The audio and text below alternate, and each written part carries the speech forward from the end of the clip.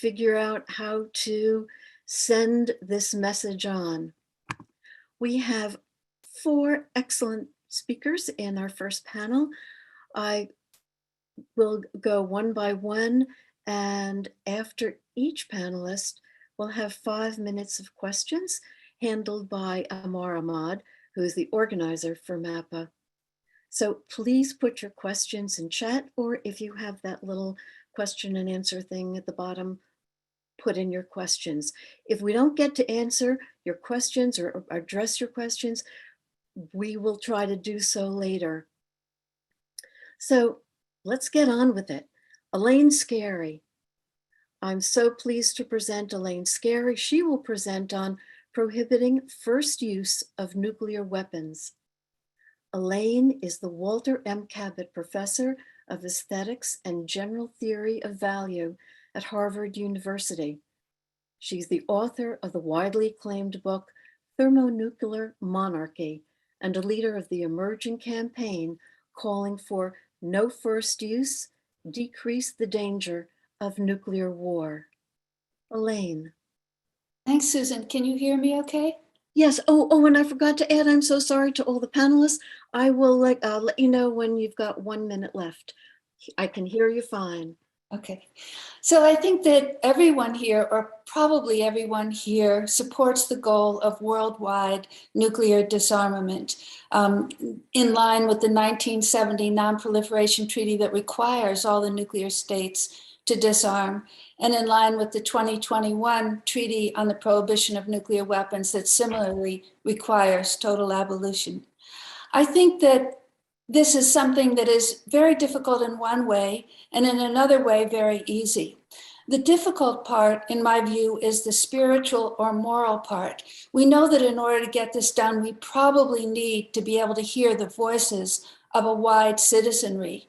And especially in the United States, the wide citizenry seems to be asleep, to have forgotten that we have nuclear weapons, or to have forgotten that they have responsibility for requiring that we get rid of these weapons.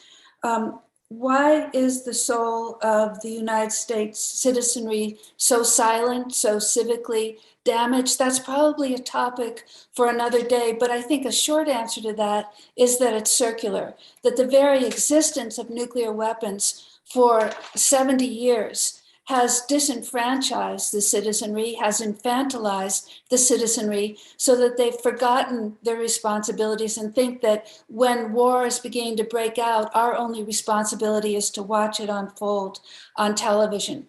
Well, the difficult part for all of us is to be awakening our fellow citizens and fellow residents to speak out on this issue. The easy part is the subject of my lecture for the next couple of minutes. And the easy part is physically dismantling the nuclear arsenal. It's often said that once nuclear weapons are made, they can't be unmade, but that's completely untrue. One philosopher of peace in Britain, for example, John Ainsley, studied the matter and concluded with a set of timetables to which our own military agrees. He said that in the UK, it would overall take between 2 and 4 years to completely dismantle the nuclear weapons, but that dismantling the triggers, the different parts of that dismantling activity would take different amounts of time, and dismantling the nuclear triggers could be done in a number of hours. You can see that once the nuclear triggers are dismantled in a number of hours, the whole arsenal is on its way to being wholly disabled, since a trigger is the thing that actualizes the use of the weapon. And without the trigger, it can't carry out the thing that it was made for. So despite the fact that a trigger compared to a nuclear submarine appears to be a small part of the arsenal, it actually has a key role. I turn to the United States. What is the nuclear trigger in the vast United States arsenal? We know that the US and Russia together own over 93% of the weapons. I believe strongly that the nuclear trigger in the case of the US architecture is the presidential first use policy. And that if we dismantle that, we will have gone a very long way towards disabling the whole arsenal. The presidential first use policy, as you know, enables a single man to launch a nuclear missile without any second voice, not from Congress, not from his cabinet, not from the Joint Chiefs of Staff, not from the military, not from anyone. And furthermore, it not only releases all restrictions, but all these other parts of the architecture practiced 24/7 to make sure that there's no friction that will be introduced once the president issues his launch, that it will be carried out like with well-oiled wheels. Furthermore, and importantly, by having first use, it means that there's no restriction even arising from the world. The other country need not have done anything to injure us. The other country need not have invaded us. The other country need not have launched a missile at us. First use means we can launch that weapon without any motive for doing so. And if that seems too improbable to ever come about, we should recognize that in most of the cases where a US president has contemplated first use, contemplated using a nuclear weapon, it's been a first use situation, that is, where no other country has done anything against us. So this is a reminder that if we are able to eliminate first use, we will have eliminated the trigger, and that by doing so, we will have gone a long way towards eliminating the nuclear arsenal, because I believe, and it would take more time to argue this fully, that by eliminating it, we essentially introduce a structural fracture all the way down the line in our nuclear arsenal. How has that come about? Well, first of all, if we agree to no first use and every other country agrees to no first use, there can't even be second use, since somebody's got to have done first use before any country can use second use. And I think there's a good chance that other countries can be persuaded to disavow first use. Some countries already have.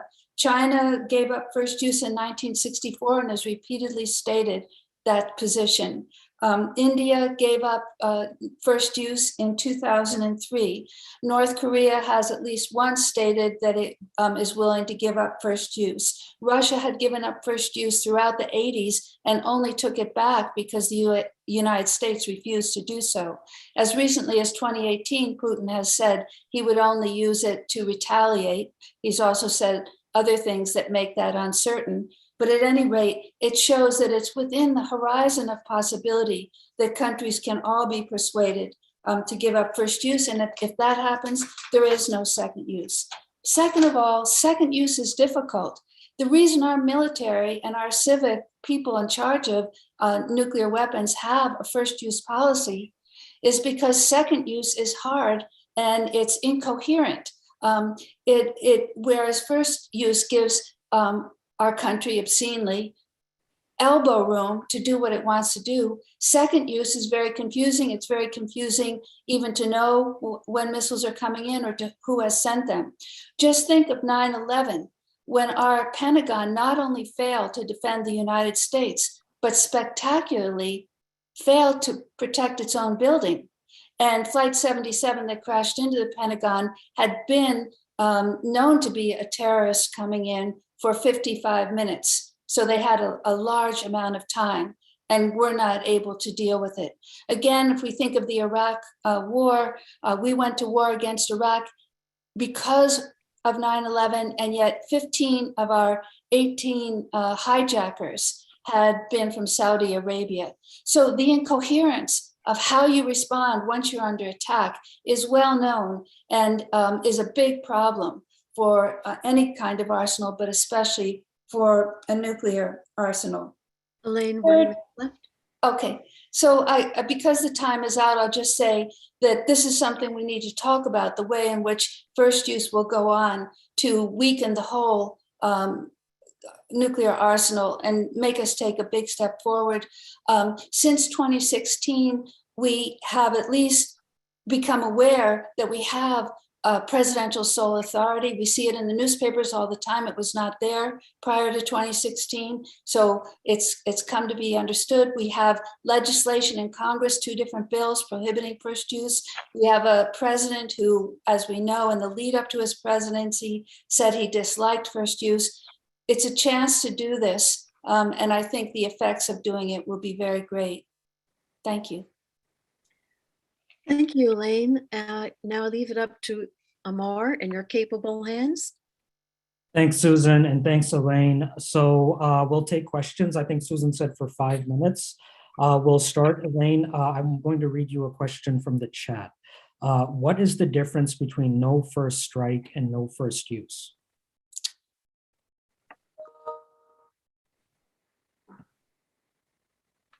I'm not sure. I think that those terms are, even if we can come up with a definition for them, they often are being used interchangeably.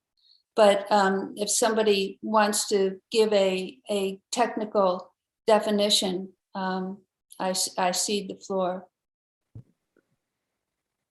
Okay, and I remember in Dan Ellsberg's book, The Doomsday Machine, he talks about that, but I don't remember exactly the technical difference as you put it right now. Elaine, someone else is asking a question in the chat. And by the way, for everyone, you could put your questions in the chat if you want to, or you could use your raise hand feature on Zoom and we could call on you to talk to Elaine directly. Someone else was asking a question in the chat, Elaine. The things you were saying in your presentation, do you have any links or sources you could share with people afterwards in regards to that? Sure, absolutely. Yeah, why don't you, I don't know what the best way to do this is. First of all, a lot of what I say is in Thermonuclear Monarchy, my own book, and heavily footnoted. But if you tell me the specific point for which a source is useful, I can give you the page number in that book and also give you any page citations from other sources. Great, so we can be in contact with you about sharing out resources after this conference as well. Sure. Okay, there's another question here in the chat about, could you elaborate a little bit about the no first use bills in Congress? Yes, so there are two bills. One is the Markey-Liu bill, and that is HR, the House of Representatives Bill 669, and in the Senate, it's Bill 1219. Right now, that bill has 41 co-sponsors in the House and 8 co-sponsors in the Senate. The other bill is the Warren Smith bill, that is Elizabeth Warren and Adam Smith bill, and in the House it's Bill 2603 and Senate 1219. And I misspoke a moment ago. The Markey-Liu bill is 1148 in the Senate and 669 in the House, and the Warren Smith bill is 2603 in the House and 1219. All of these can be, you can reach these by Google. It will come up and you will see how many co-sponsors there are. When was the last person who co-sponsored? For example, the most recent co-sponsor in the House bill for Markey-Liu, which is 669, happened on December 7th, just a few weeks ago. But yeah. Okay. Oh, and I should say that maybe not everyone here knows that in late November and December, a large number of us or you, I think over 3,000 people, sent letters to the Senate Majority Leader Schumer and to Speaker of the House Pelosi, asking them to bring this legislation to the floor. That is, we don't need more co-sponsors on these bills in order to bring it to the floor. We have yet to hear, maybe some of you have heard, I haven't heard yet if that siege of letters had any effect on them. If it does, we need to ask each of us to find 10 other people to send the letter so that instead of 3,000, it will be 30,000, and to not let up on this. Because just as people become hardened to the knowledge that we have nuclear weapons, so 10 years from now, they may be hardened to the knowledge that we have a sole authority, a presidential sole authority arrangement. And, or for that matter, we may not have a planet Earth anymore if there does, if a nuclear conflict is launched. Okay, I think we have time for one more question before passing back to Susan. We have a question in the chat. Someone is asking, Elaine, could you speak more about the moral dimension, the moral aspect of all of this in regards to nuclear weapons? Well, I mean, I think the moral turpitude of the weapons themselves is absolute. Until the invention of nuclear weapons, the thing that was always taken as the most extreme form of moral degradation was torture, because it doesn't allow the opponent any form of consent. Someone's hands are tied to a chair and you have a big weapon and now you're just inflicting pain on them. Nuclear weapons permit no consent, either from the population in whose name it's being sent or from the population that's about to be slain. And nuclear weapons will kill many millions of people, even with a single weapon. So I think its moral turpitude is pretty absolute. Now, for the moral disarray of a population that won't speak out about this, I think that there are multiple explanations for it. One of them is that people confuse the unreality something has by being in the future. I mean, Nagasaki and Hiroshima are real uses of atomic weapons that have already happened. But the fact that it may happen 5 minutes from now is confused in people's mind with an unreality it could have by being untrue. And yet there's many, many sources of evidence that can show people in the blink of an eye that it is true, as obscene as it sounds. I think that people underestimate their own own importance of their voice. They think that there won't be enough of them to have any staying power. It's also hard for people to understand that there will be no second chance. That is, in the war, you have a chance to say yes or no at the threshold when they're about to take you or they're about to take your son into war. And you also have a chance as a soldier to say no 20 days later or 200 days later. In Vietnam, as late as 1971, over 20,000 soldiers deserted. And the fact that all those soldiers were deserting, along with people protesting on campuses, helped turn it around. In the Civil War, 250,000 soldiers on the southern side deserted, and therefore the North could win.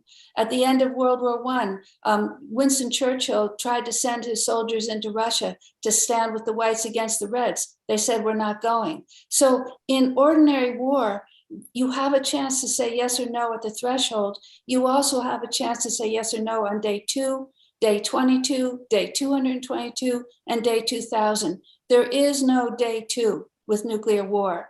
You either do it beforehand or you don't do it. So if we should have any country or a terrorist or a hacker release one bomb, and we watch people all over the United States with their hand on their hips acting indifferent, I think we should say, please sit down and be silent. Your outrage means nothing right now. It's only injuries that haven't happened that can be prevented. Otherwise, it's just posturing.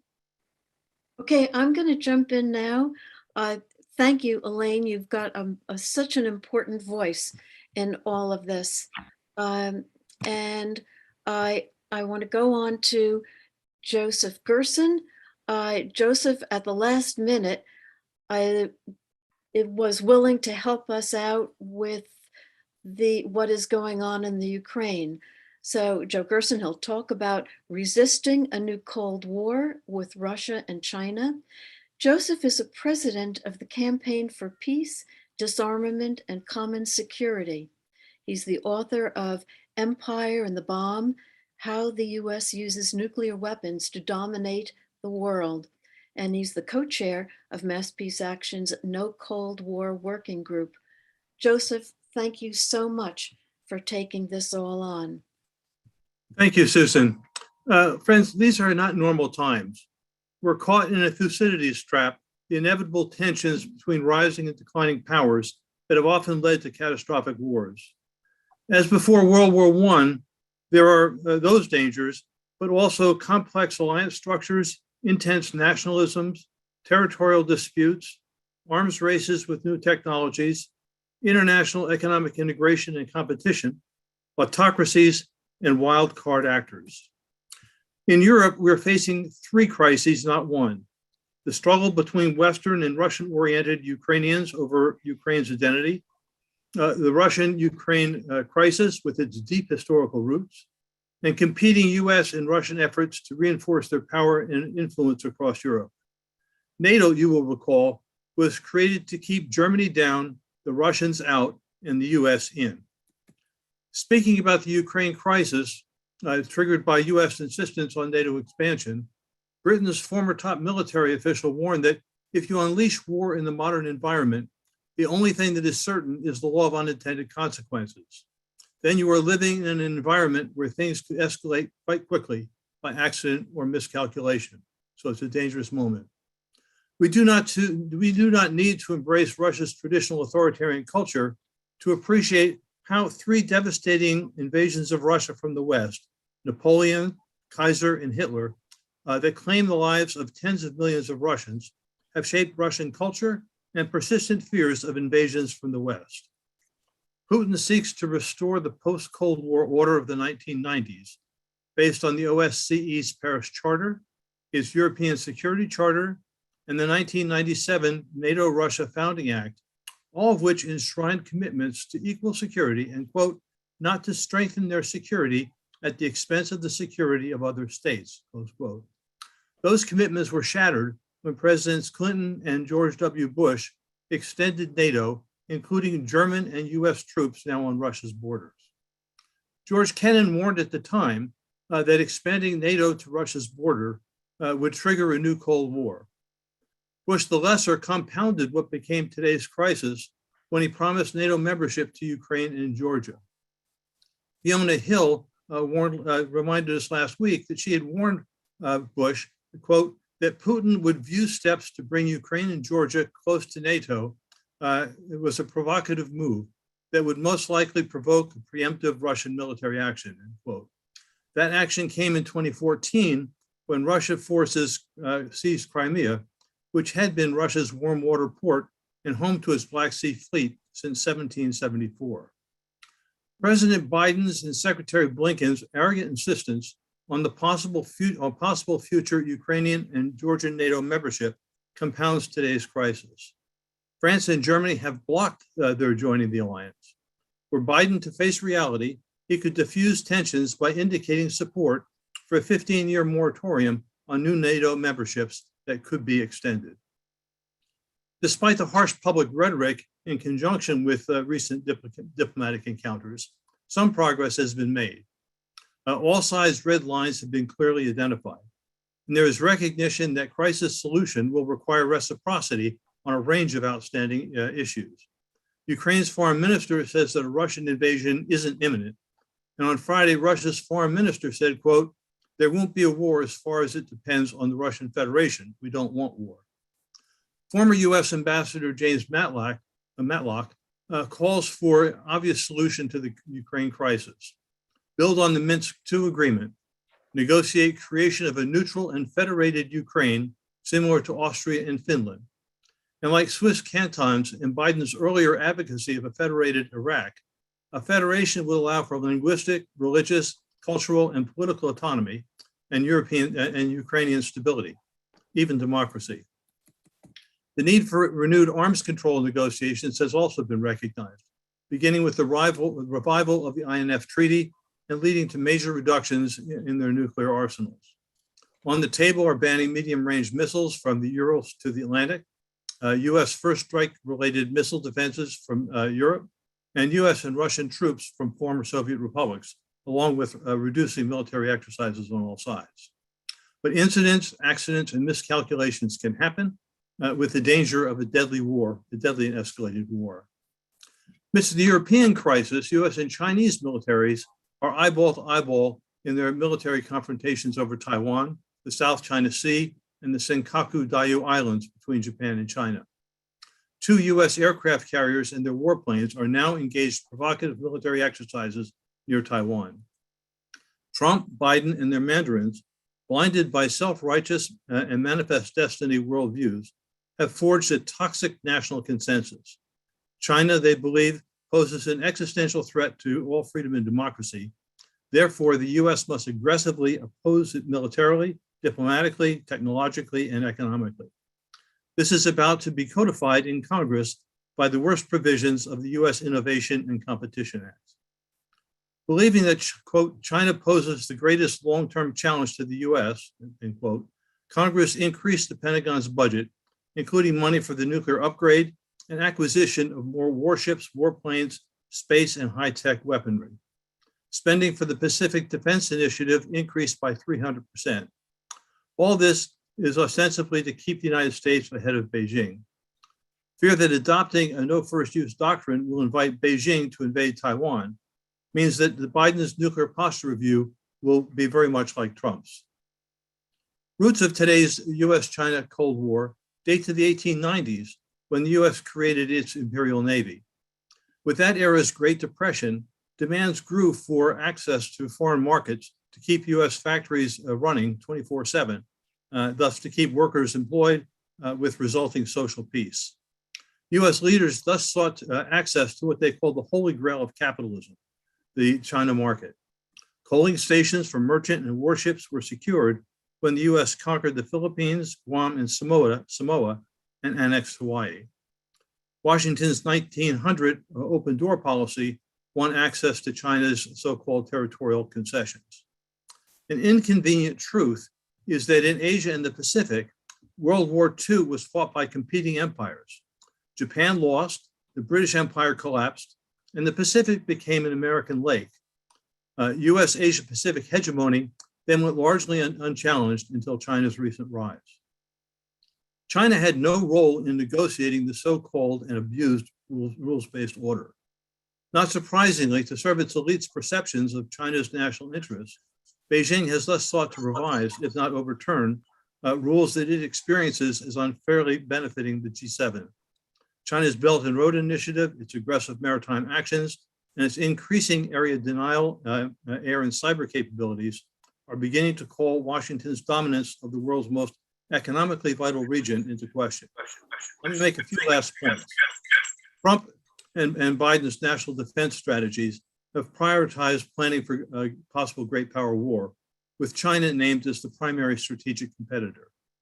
With Biden's emphasis on alliances, we now have the nuclear US, Australian, British Caucus alliance.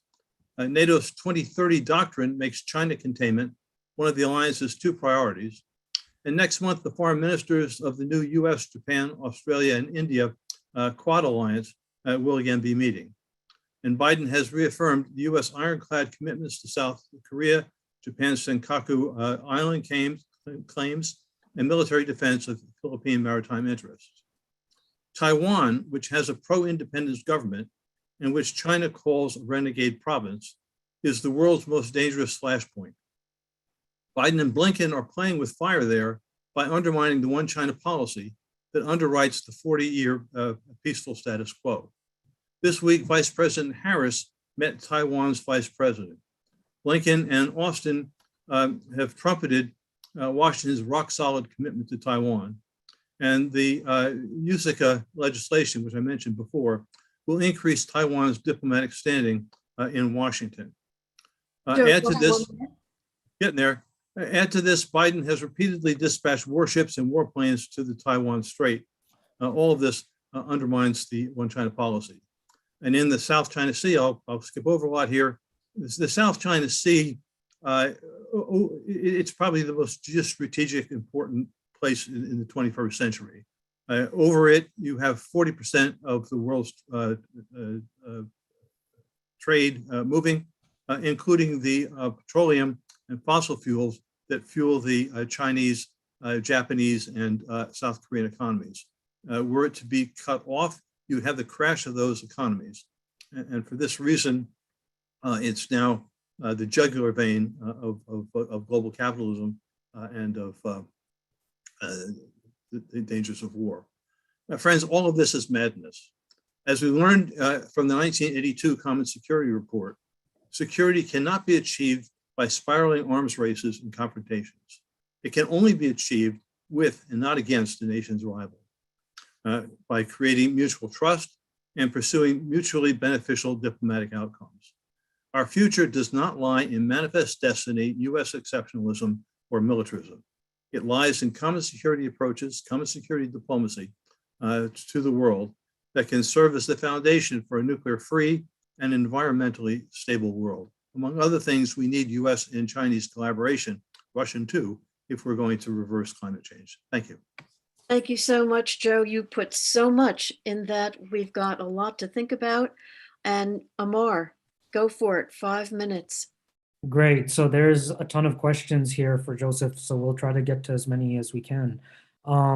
Joseph, someone is asking in the chat, how is the Ukraine crisis similar to and different from the Cuban Missile Crisis?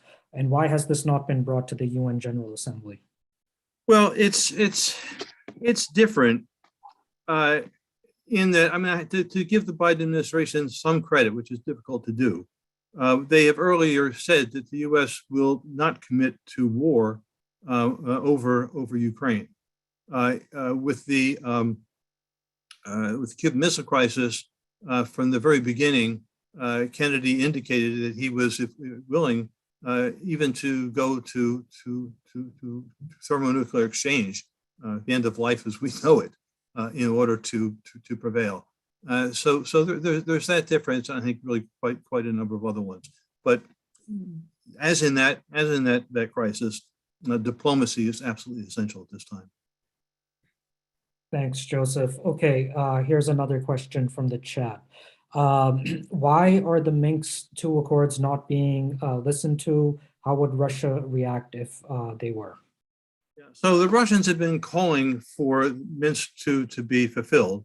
And while they haven't fulfilled their part 100%, the biggest problem has been with the Ukrainian government backed by the West. The Minsk II, among other things, required a change in Ukraine's constitution that would have allowed for a federated state. And the Ukrainian nationalism has been resistant to that. So, I mean, clearly, what's needed is to go back and build on previous diplomatic agreements, whether we're talking about Minsk or whether we're talking about the earlier agreements from the 1990s, if we're to have stability and to steer away from what could be a really catastrophic Cold War. Okay, thanks, Joseph. Here's another question. How can we rebuild lost INF treaty back better? Yeah, well, I mean, clearly it would have to be, there'd have to be changes. You know, there were some signals even before the Ukraine crisis. I mean, there was a commitment to strategic stability talks between the United States and Russia. And certainly I know from in track 2 environments, there's a lot of discussion about the possibility, you know, recognition that, you know, in crisis, there's also opportunity. And this could lead to a renegotiation of the INF. And the reality too is that the extension of START 2 expires in 4 years. And so to have some form of arms control on the other side of its expiration, those nuclear disarmament negotiations need to be taking place now. Okay, thanks. So I think we'll take one more question before passing it back to Susan. So Gustavo is asking, was the agreement between the US and China of one policy during the Nixon administration? What's the question? It's unclear to me. I'm just going to read it off directly. Was the agreement between US and China of one policy during the Nixon administration? Yeah, so it wasn't finalized then. In the 1972 diplomacy, the U.S. didn't move to recognition. It was actually under Carter that one China was negotiated, and it was then recognized and respected by every administration since. What I'm hearing is that within the policy circles in Washington, a decision has been made that Taiwan needs to be within the U.S. sphere. And you know, I'm just reading today that the British are now sending a high-level parliamentary delegation there. we've been sending not only more weapons, again, in violation of earlier agreements, but also increasing diplomatic contacts with Taiwan's leadership and moving incrementally, maybe like boiling frogs, to consolidate Taiwan within the U.S. sphere. And to remember that the Chinese, it's a complicated history, the Chinese view this as a renegade province, basically cut off from China beginning in 1895 by the Japanese. And I think what we have to be urging is the maintenance of the status quo and encouraging negotiations between the Taiwanese government and the Chinese government. Okay. Thank you so much, Mar and Joe. Now, I'm really very pleased to introduce Bill Hartung. Bill will help us understand how the nuclear weapons manufacturers influence our policy. Bill is now a fellow at the Quincy Institute, author of Prophets of War, Lockheed Martin, and the Making of the Military-Industrial Complex, and the nation's preeminent authority on the finances of nuclear weapons contractors. Bill, thank you very much. Thank you. And preeminent was a nice touch. So before I get into the nuclear piece of it, I just wanted to quote from the head of Raytheon, who made this statement at their earnings call, their most recent earnings call, which was just kind of a stunning statement. It's the kind of thing you know these folks believe, but they rarely say in public. So he says, we're seeing, I would say, opportunities for international sales. We just have to look at last week where we saw the drone attack in the UAE, which have attacked some of their other facilities. And of course, the tensions in Eastern Europe, the tensions in the South China Sea, all of these things are putting pressure on some of the defense spending over there. So I fully expect we're going to see some benefit from it. So we know where their heads are at. Now, whenever you talk about the nuclear lobby, the military industrial complex, there's a great danger that people are just going to walk away and say, wow, that's depressing. I mean, they have so much power, maybe we should just give up. And so to start out, I just want to kind of set the scene before I make that mistake myself. So we have to keep in mind that as powerful as it is, the military industrial complex is not unbeatable. The budgets come down before, at the end of Vietnam, at the end of the Cold War. Arsenals have been reduced as a result of things like the nuclear freeze campaign. There were 60 to 70,000 nuclear weapons in the world in the 60s, down to 14 or 15,000 now, which is still, of course, enough to end life as we know it. But my point being that the industry doesn't always get what it wants when there's citizen action. There's been weapons canceled, like the MX missile, the F-22 combat aircraft. And of course, on the global scale, we have the treaty to ban nuclear weapons.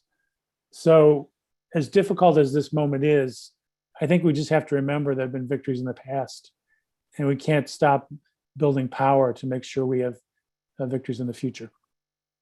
So we're at another turning point like we were at the end of the Cold War or the end of Vietnam, because the toll of the pandemic, the crisis of climate change, the impacts of racial and economic injustice, all have kind of begun to sink in with people that military threats are not the biggest risks to our future, to our lives and livelihoods. And the more we can drive that home, I think the more we can change the subject and the direction of policy away from tensions with Russia and China, away from a new nuclear buildup, towards investing in things that we need. So, as you all know, nuclear weapons is a big business, which is why they lobby so hard. And they're embedded in the larger military-industrial complex. The top 5 military contractors, Lockheed Martin, Boeing, General Dynamics, Raytheon, and Northrop Grumman, have made $2 trillion since 2001 and spent about $1 billion on lobbying over the same period. So essentially, they've gotten about $18,000 in contracts for every dollar they spend on lobbying. Of quite the return on investment. Now, of course, some of that money would have flowed anyway, but given the amount that's at stake, this is why they put so much effort into campaign contributions and lobbying. And of those 5, 4 of them are heavily involved in nuclear weapons. Lockheed Martin makes submarine launched ballistic missiles. General Dynamics makes ballistic missile submarines. Raytheon makes air-launched cruise missiles. Northrop Grumman is involved in both the new intercontinental ballistic missile and the new nuclear-armed bomber. Boeing makes a lot of money from missile defense, which is, of course, woven in to the whole nuclear arms race. So the nuclear business itself, according to the Congressional Budget Office, the United States will spend about $634 billion in the next decade alone on nuclear weapons, on the development of new ones and the deployment and maintenance of existing ones. And that includes $264 billion for a new intercontinental ballistic missile, which, as William Perry has said, one of the most dangerous weapons we have on Earth, because the president would only have a few minutes to decide whether to launch it on warning of an attack, which would greatly increase the possibilities of an accidental war based on a false alarm. So not only shouldn't we be spending on the new one, I think we shouldn't have these weapons at all. Now, to give a sense of scale, nuclear weapons spending in recent years has come in at over $40 billion a year, which is about 10 times the size of the Centers for Disease Control. It's comparable to the budget of the State Department and Agency of International Development combined. So we're spending as much on nuclear weapons as on our entire diplomatic enterprise, which is just one sense of how militarized our policies are and how off course. Another example, if you look at just Lockheed Martin, they received $75 billion in military contracts in 2020, which is more than 1.5 times the State Department and AID budgets. So just another kind of telltale sign of how our budget is headed in the wrong direction. So, what tools of influence does the nuclear weapons industry have? Well, the arms industry spends about $50,000 per election cycle on campaign contributions and well over $100 billion a year on lobbying. And I think the lobbying, to me, is the most powerful thing they have in their toolkit. The industry averages 700 lobbyists per year, more than one for every member of Congress. And about half of those lobbyists, those 700, work for nuclear weapons producing companies. Many of them have come from government, and so they have great connections with the people in government who decide how much to spend on these things. That revolving door between government and industry, Government Accountability Office indicated there were at least 1,700 examples in recent years of generals, admirals, acquisition officials from the Pentagon going from government to these companies. And of course, not only do they lobby their former colleagues, but when they're in government, they're already thinking ahead to jobs in industry and often go lighter in regulating the arms companies than they should. There's also, 1 minute. Wow, time flies when you're having fun. So there'll be much more to talk about. I'd say the other main thing, there's 2 things I would say. One is the funding of think tanks. The Pentagon and the countries have given $1 billion to think tanks over the last 5 to 7 years. Many of the ones you've heard of, like Heritage, Brookings, et cetera. And they also populate commissions like the National Defense Strategy Commission, which has advocated a 3 to 5% increase in Pentagon spending, which would push the budget to $1 trillion over the next half decade. That commission, congressionally mandated, more than half of its members were board members, consultants, or came from think tanks funded by the weapons industry. So on many different levels, they're shaping the debate and they're leaning on Congress. But as I said, I think if we build enough citizen power, we can overcome even that. So I thank you. Thanks so much. Amor. Great. Thanks, Susan, and thanks, William. So again, we'll put questions, people can put questions in the chat or use their raise hand feature. Hello. Hi, yes, Joan. Okay. I think it's very important that a lot of those figures that you have get translated into what American people cannot have, because all of that's going to nuclear weapons, all the daycare, all the housing, all the medical care that people in our country need, good jobs, interesting jobs, intellectual jobs, all the things that we need in this country, we don't have, because we have nuclear weapons that will just kill people. Thanks, Joan. Yeah, I couldn't agree more. There's a couple good sources for that. One is the National Priorities Project, which is now at Institute for Policy Studies, which makes a point of developing those kinds of comparisons. Also, ICANN, International Campaign to Abolish Nuclear Weapons, has done some very good work on that, especially related to spending to prevent a pandemic versus nuclear spending. So I agree, we have to lift up those examples. Great. There's a question here, William. Richard is asking, will the new Navy nuclear cruise missile get cut? There's been some talk in the press that perhaps the Biden administration would get rid of at least the new nuclear weapons that Trump introduced into the Pentagon buildup, which would include a low-yield nuclear weapon that might be more usable in a conflict, and also the sea-launched cruise missile, which was mentioned. So we don't know how it's going to turn out. I would hope that at least we could get that, but I think the tensions over Ukraine, China's, building new nuclear missile silos, are shifting the kind of atmosphere in Washington. So even though I think we should do it, I'm not positive if the administration will do it. Okay. Okay, there's a question here. Michael is asking, the stuff you're speaking about, how does all of this relate to inflation and budget deficits, which are used as an excuse for cutting domestic spending? Well, the nuclear weapons budget is part of the bigger military buildup. And so if you look at it as a whole, we're spending $750 billion a year on the military and the Pentagon, as well as nuclear weapons production at the Department of Energy. So that alone is not driving the deficit, but it's not making matters any better. As for inflation, I think there's a lot of different factors that go into that. I don't know if you can peg it completely on the nuclear buildup.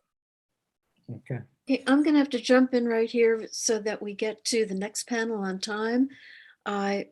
And we're going to thank you very much, Bill and Amar.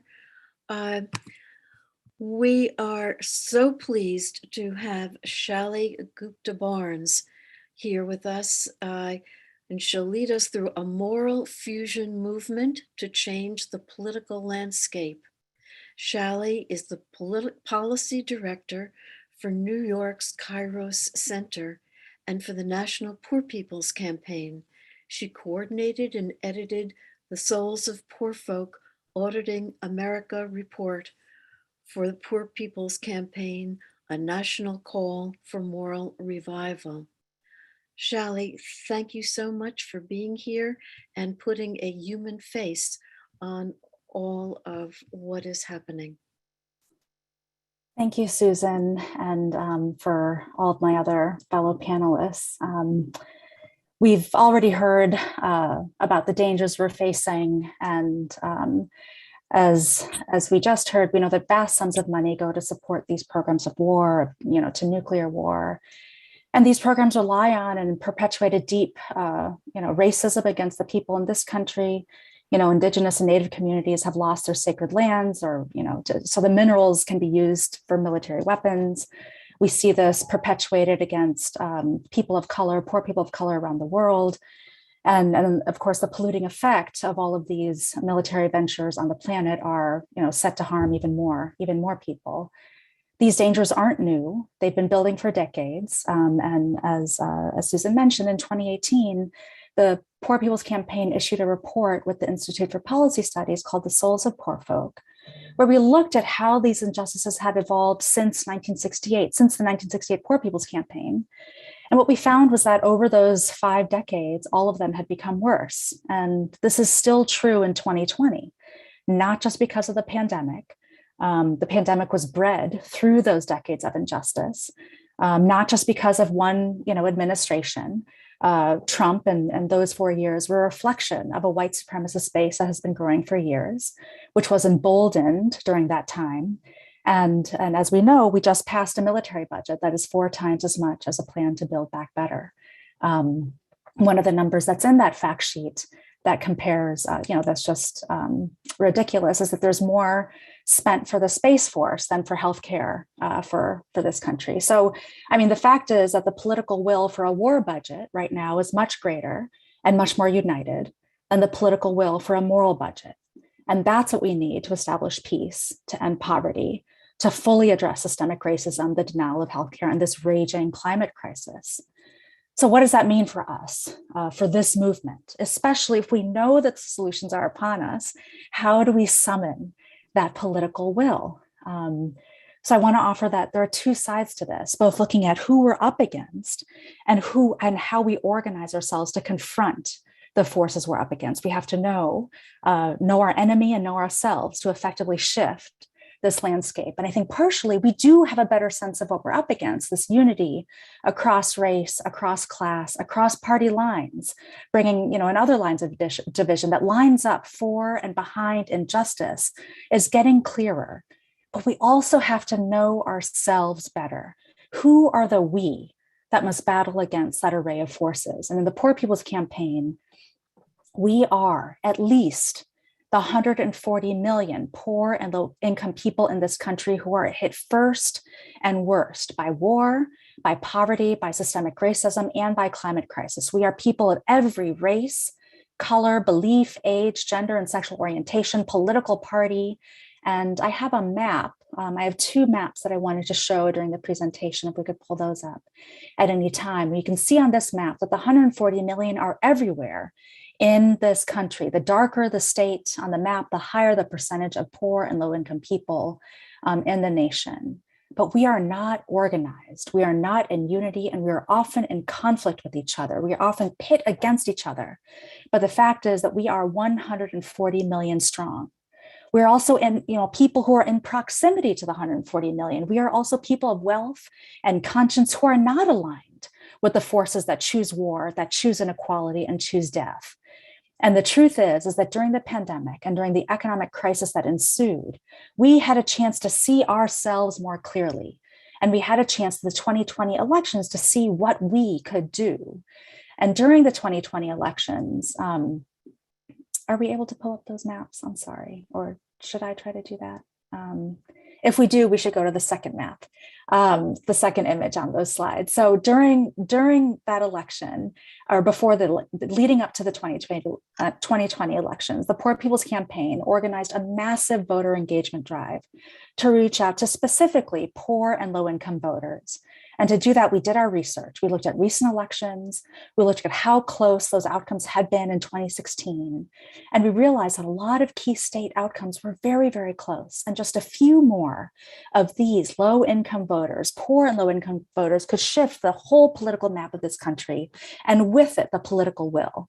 And we also knew that the issues that mattered most to these voters were health and economic well-being. And these issues were on the agenda in 2020 because of the pandemic, because of the economic crisis that ensued. And so we reached out to over 2 million low-income voters in key targeted states in the Midwest, in the South, and in the Sun Belt, including Georgia, Pennsylvania, Wisconsin, Michigan, Arizona, Texas. All nonpartisan outreach. We just said, go vote. Based on your interests, go vote.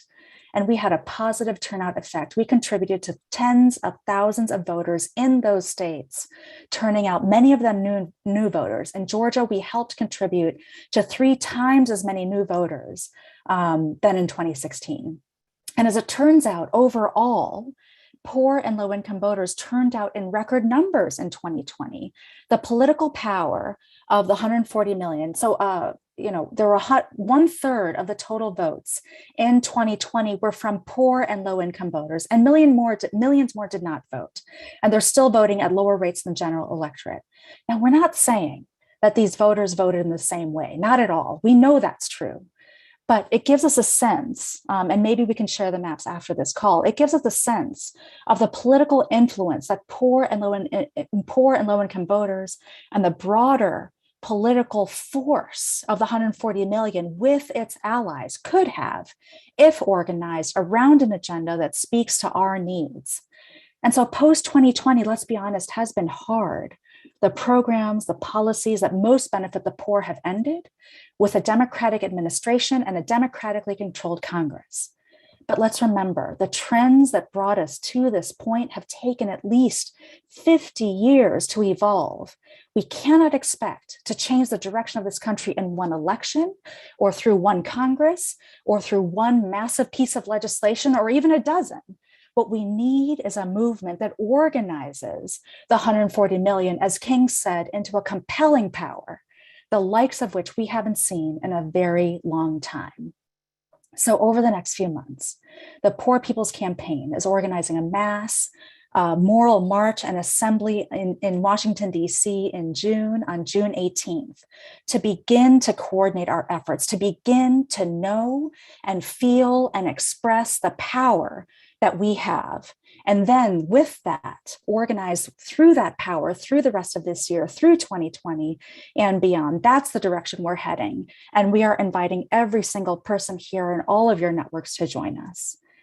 Thank you, Susan, and everybody. Thank you. We have just a half a minute left for. Oh, these are the two maps. So we could just, if we could just see these maps quickly. This first map. Sorry, this is my timer about to go off. This first map is of the 140 million. As you can see, the darker the red, the darker the shade, the higher the rate of poor and low income people. And the second map is the second slide is the percentage of low income voters that turned out in 2020. Again, the darker the shade, the greater the percentage of low income voters who turned out, not the total population, but who turned out. And you could see the political power of poor people is incredibly strong in this nation if organized, and we can do that. Thank you so much, Shelley. You've given us a incredibly impassioned and important message. Unfortunately, we don't have time for questions for you, so please, everybody, put your questions in chat for Shelley. We thank you so much for being here and sharing. Thank you. And now we go to our second panel. Yes, Jean Athey.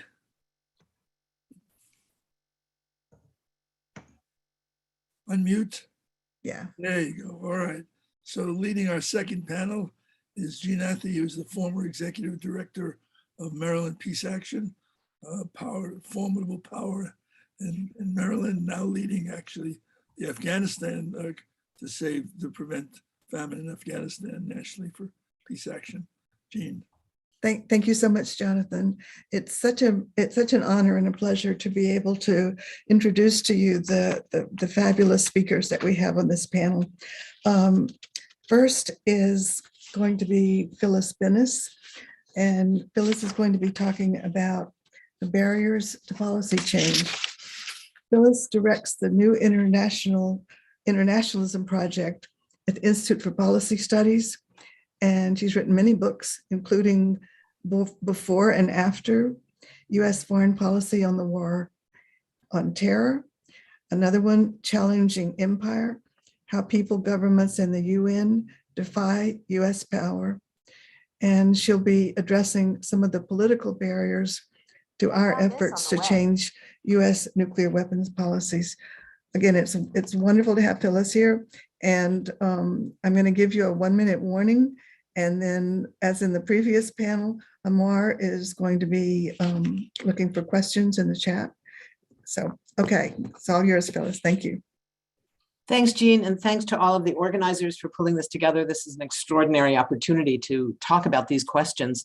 You know, I usually focus on what our movements can do, how we're moving forward. It's a little harder for me to take this one on, which is to focus on what stands in our way. But it is important that we get that. And so I'm going to do my best to talk about sort of some of the problems that we face in the anti-nuclear movement. I would say maybe the biggest problem we have is acronyms. I've got to say the acronyms of the anti-nuclear world and the nuclear world are the worst of all of them. So just saying that it makes it a little harder to understand sometimes for folks who are not experts in this, what exactly we're talking about. I was going to start with a bit on the challenges that we face regarding global nuclear policy. There's a serious weakness in the multilateral world in terms of what nuclear policy looks like. There's so much focus on non-proliferation instead of disarmament. The new UN treaty prohibiting nuclear weapons is a huge victory on the one hand, but we haven't yet figured out how to really force it onto the PERM 5, particularly the United States, where the bulk of the problem of nuclear proliferation and nuclear power, nuclear weapons lies. The role of nuclear weapons in determining which countries can call themselves a global power remains serious. You know, the part of the reason that the UK and France remain on the Security Council as permanent members partly goes back to history. It goes back to their role in World War II. This was very definitely the victors of the war establishing the veto and the permanent members of the Security Council. But it also goes to the fact that they happen to be part of the Nuke 5. And that coalescence between nuclear power and the ability to engage as a global superpower represents, I think, a serious barrier for us. But coming to the question of the US policy side, which is, of course, the more important part for our work here, I think that there's a similar issue in terms of how persistently the US continues to ignore its obligations under international law. You know, we're all familiar with Article 6 of the Non-Proliferation Treaty that calls for moving towards general and complete nuclear disarmament.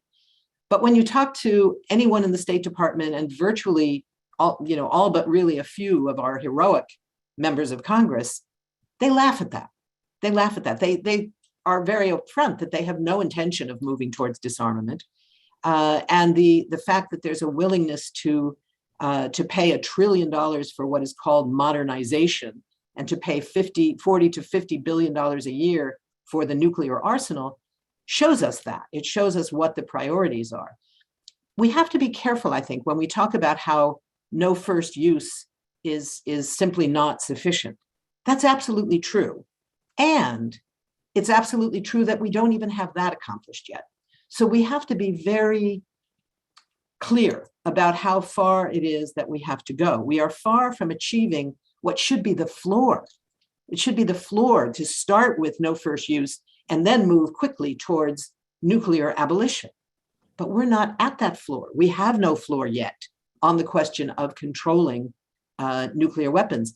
Martin Luther King taught us that budgets are moral documents. And when we look at the budget of the United States, when we look at the military budget, when we look at the $40 billion to $50 billion every year that we spend in nuclear weapons, not even included in the military budget officially, it's in the energy budget, we have to be very sanguine about what lies ahead and how difficult it is. I did put in the chat, for those of you who hadn't seen it, some of the trade-offs from the national priorities that Bill referenced about what $40 billion could also pay for in terms of healthcare for kids and education and jobs and all the things that we are told we can't afford because we are spending 53 cents of every federal dollar on the military. We're spending another 40 billion or more on the nuclear arsenal.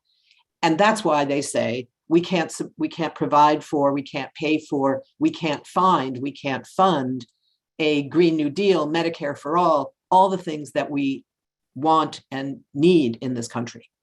So this lack of political will and the economic distortion towards militarism and nuclear weapons is a huge barrier to our work that makes it much more difficult. We also face challenges as a movement. Like the broader anti-war movement, the anti-nuclear movement, has to respond to very different political circumstances than the era in which it was created. First in the 50s, in the immediate post-war period, then revival in the late 60s and 70s, and then in the 80s with the Freeze movement. In each of these periods, we've had to change and adjust to changing political circumstances. And we have to do that now, including a growing level of attention being paid to who pays the price, who is losing when we pay $40 billion a year to pay for nuclear weapons. With the end of the Cold War, anti-nuclear movements around the world faded to a large degree. And it was a hardcore of the stalwarts of the anti-nuclear movement that stood fast and continued their work. But the broader movement faded as the conflict between superpowers seemed to fade away. The rise of the global war on terror in the post 9/11 period led to a sense among many, I think, that nuclear competition and the competition between global military powers at the state level was really off the agenda. The US was going to war in a new kind of war against impoverished nations and against non-state actors all around the world, so that the need for a nuclear specific anti-war movement seemed to fade. And part of the problem was we didn't link it carefully enough and strongly enough to the broader progressive demands and the progressive movement that it needs to be a part of. So we have this challenge of engaging in these broader movements, many of them led by people of color, the movements that Shally was just talking about, the movements of poor people, the movements for jobs and healthcare and childcare and all the things that are missing in this country that are not available because of the cost of war and the cost of nuclear weapons. We need to make those links sharper so that the question of opposing nuclear weapons and opposing paying for nuclear weapons becomes something that everybody takes up. We need to understand also, we need an inside and outside strategy, but we need to understand the difference between what we are calling for as a movement and what we will still support in Congress. And there's sometimes a contradiction between them. We have to keep the focus on abolition. Anybody who's worked in this movement and has ever talked, for example, to Peter Weiss and any of the greats of our movement know that you cannot talk about reducing nuclear weapons. It must be abolition. At the same time, we need to be prepared to support anyone in Congress who's moving towards any diminution of nuclear weapons in the arsenal, even if it's a partial, small thing. We need to do both. We need to do an inside and outside strategy. And finally, I think when we come to this question of what's possible, the new resolution now in Congress, the Foreign Policy for the 21st Century, that was been introduced by Barbara Lee and Pramila Jayapal. I think we'll be hearing about it later from Barbara Lee when she speaks. We have a huge challenge on that because we don't have enough members of Congress who feel that they must sign it because our movements will hold them accountable if they don't.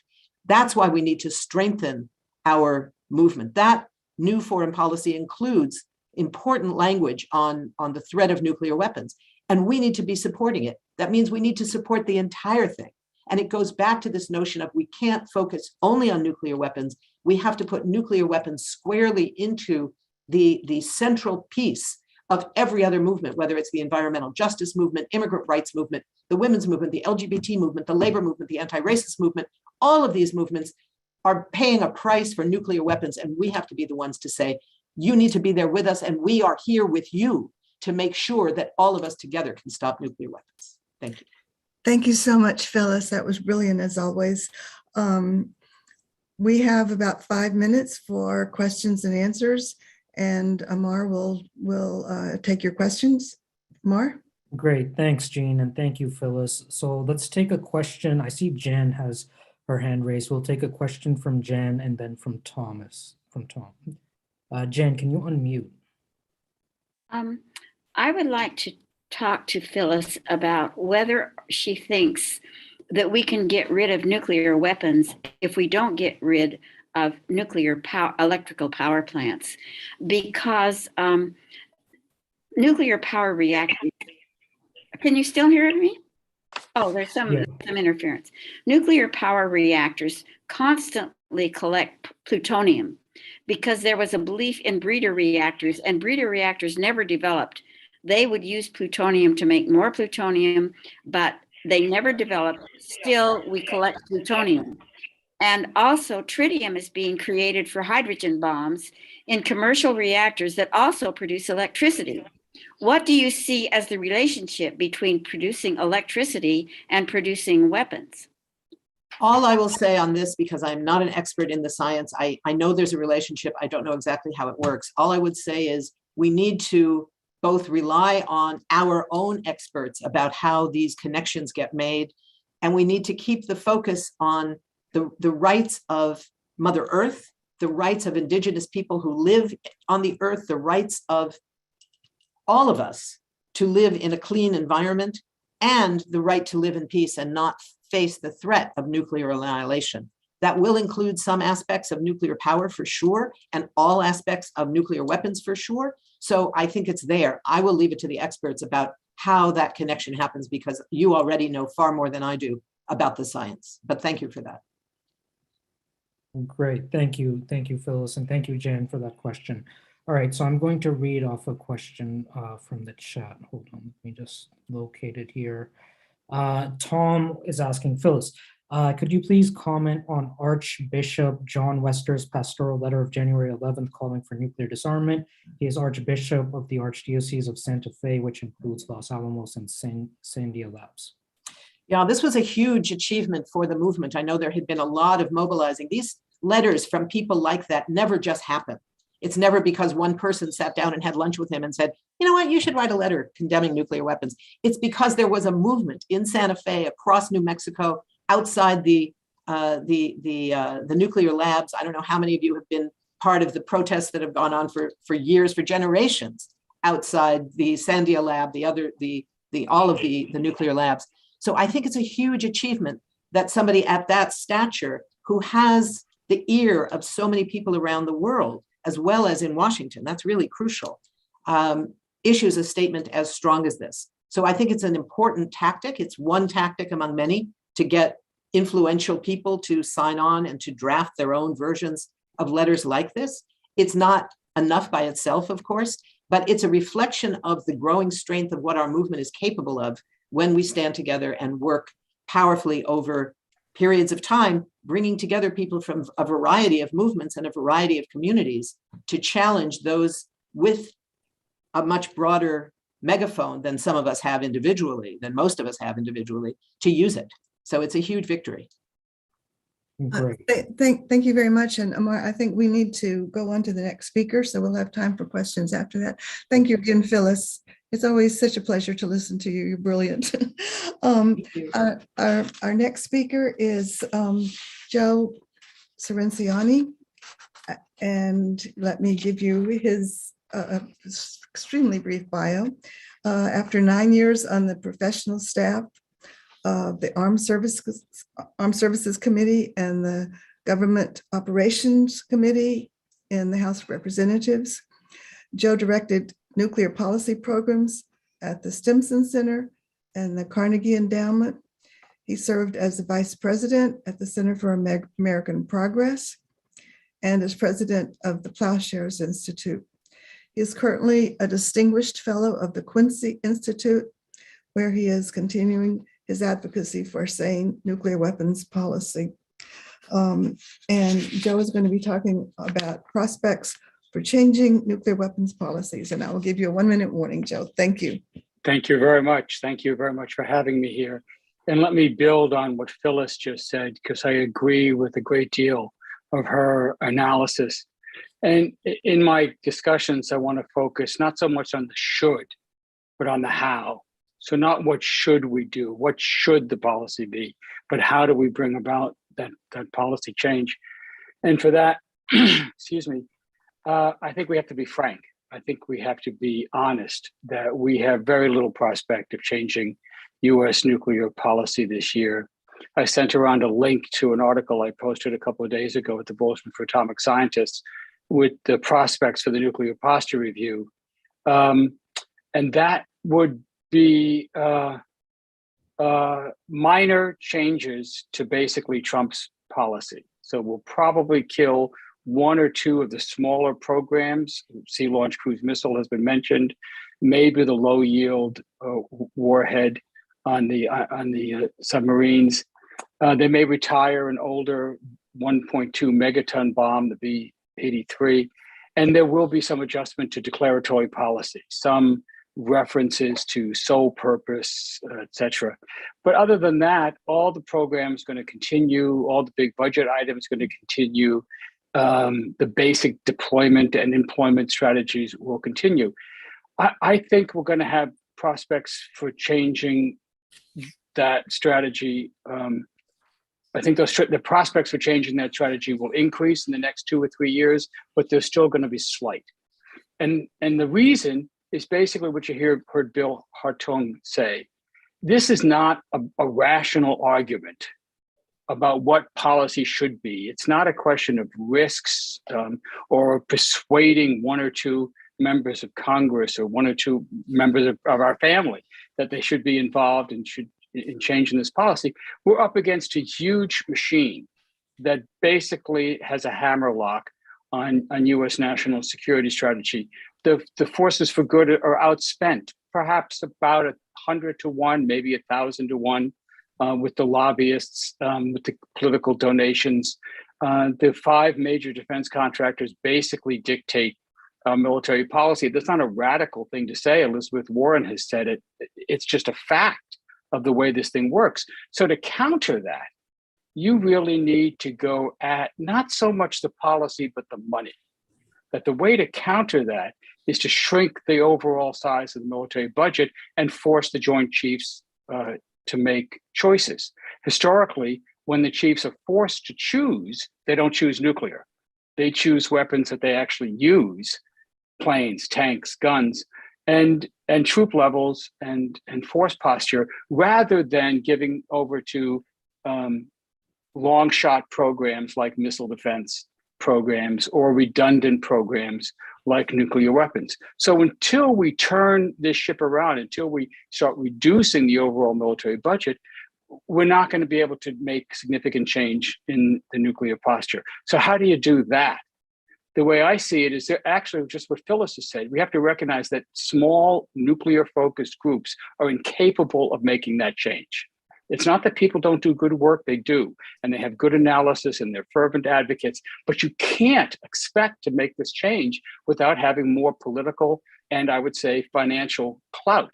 So that means joining with some of the bigger, broader social movements that already exist, particularly the ones on climate change and social justice.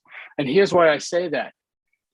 In this article I wrote for the Bulletin, I sort of take Joe Biden's side. I understand why he's passing on this opportunity to make changes in nuclear policy, even though he's been a lifelong champion of arms control, even though the nuclear posture that's going to come out is not what Joe Biden actually thinks. He's just making a practical calculation.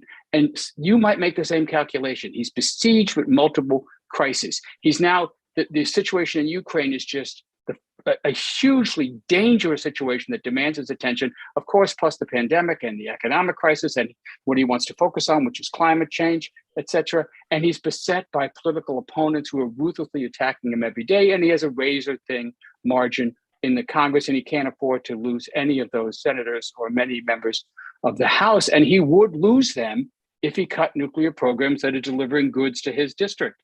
So he's making the choice to pass on this.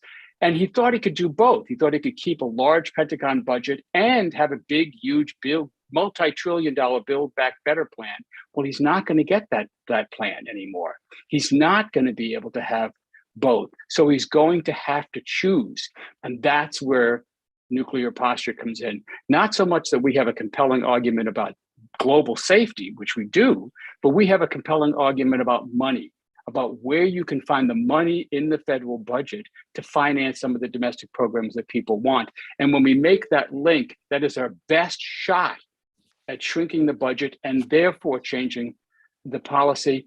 And we have to recognize finally that the arms control groups are in a period of decline, that they've been waning in influence for some years, and it's going to get worse.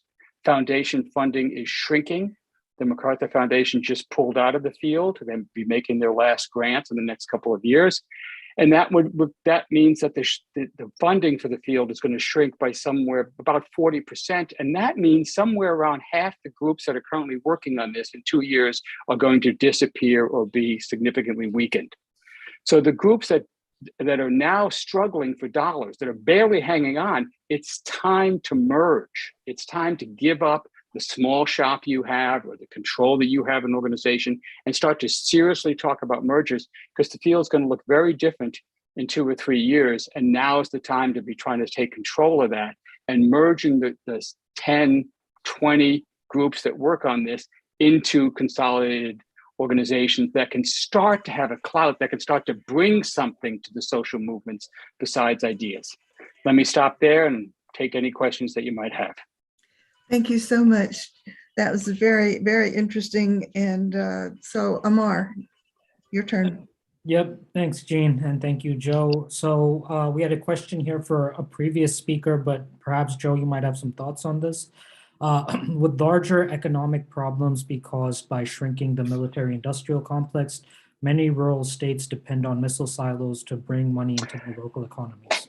That's right. That's exactly right. So that means you have to have a smart strategy. So when you want to cut if you want to cut the ICBMs, and Obama ran into this in New START, he wanted to cut the ICBMs to make that New START treaty have a lower number of allowed deployed strategic warheads. But the ICBM caucus, and there really is such a thing, the ICBM caucus made up of about 12 senators in states that either have ICBMs or strategic bomber fields, they told him, don't you dare, don't touch our missiles. And so he kept the number high at 1550 in order not to, because he needed their votes.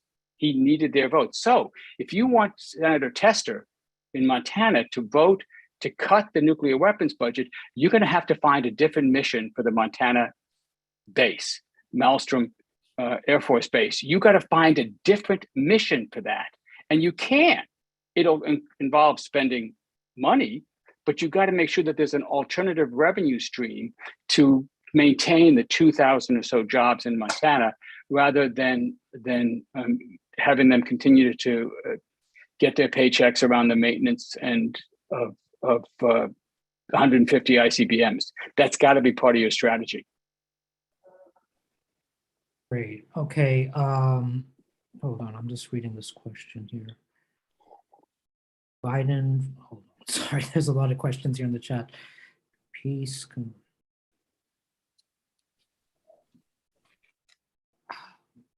How about creating a new MD system, laser railgun, as an alternative? Do you have any comment on that, Joe? Well, sure. I mean, but that's a whole separate discussion. So you can have a whole separate conference on kind of like what you should do and what the prospects are. But this is different from how you do things. And I want to focus on the how. No, there's no chance that direct energy weapons or railguns are going to provide an effective ballistic missile defense within the next, I would say, couple of decades. Ballistic missile defense against long-range ballistic missiles simply does not work and will never work with any of the technologies that are currently on the horizon. Okay, you mentioned like the merging of groups. Do you have any sort of comment about groups merging, groups that might be more focused on a TP&W strategy versus groups that might be more focused on a no first use strategy? Oh, one thing, ICANN has been the most successful anti-nuclear group on the planet. I mean, look at what they've done. I mean, most of us had never heard of these people until they started organizing gigantic conferences with young people of all different shades of color from almost all the continents that you can imagine, bringing together, for example, in the conference on humanitarian consequences in Vienna. Remarkable, successful group. In the past 10 years, there have only been 3 successful anti-nuclear weapons campaigns.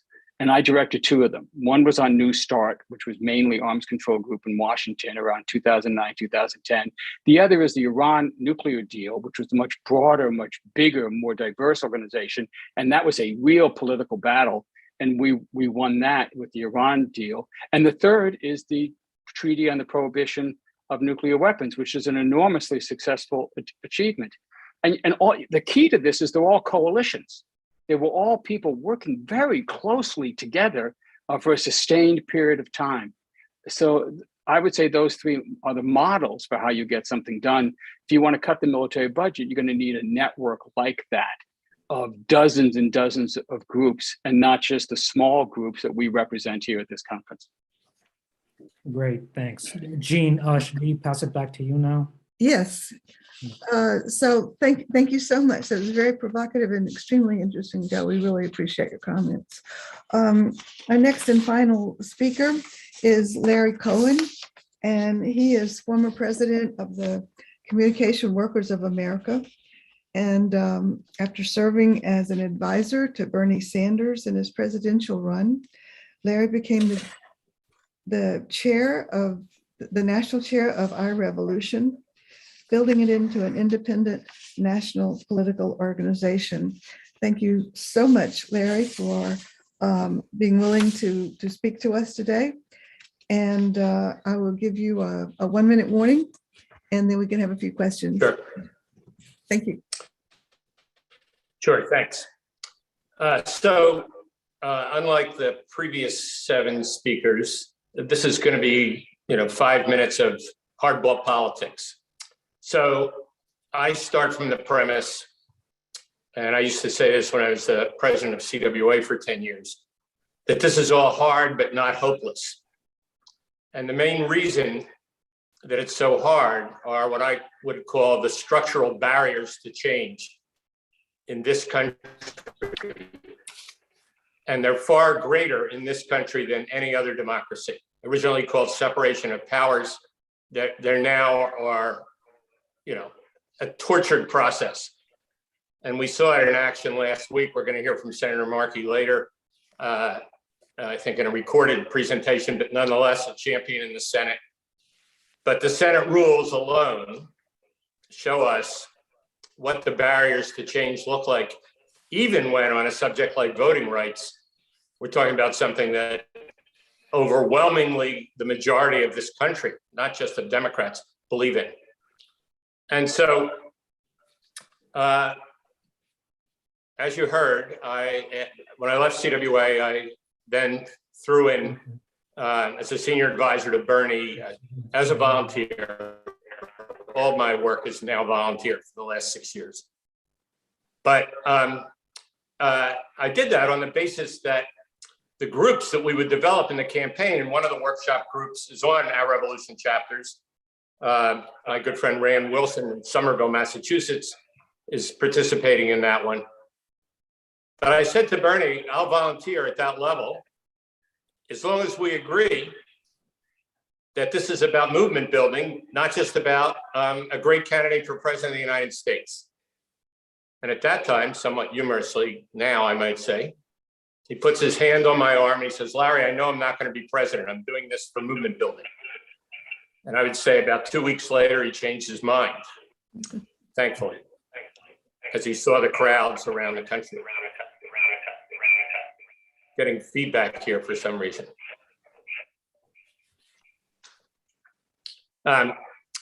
So what is the main thing that I could add to these 7 great speakers? It's this.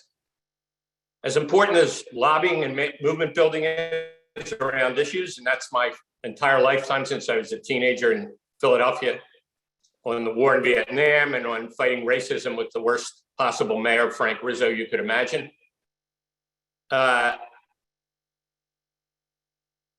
My belief was always that we build a mass movement around issues and we win. When we organize, we win.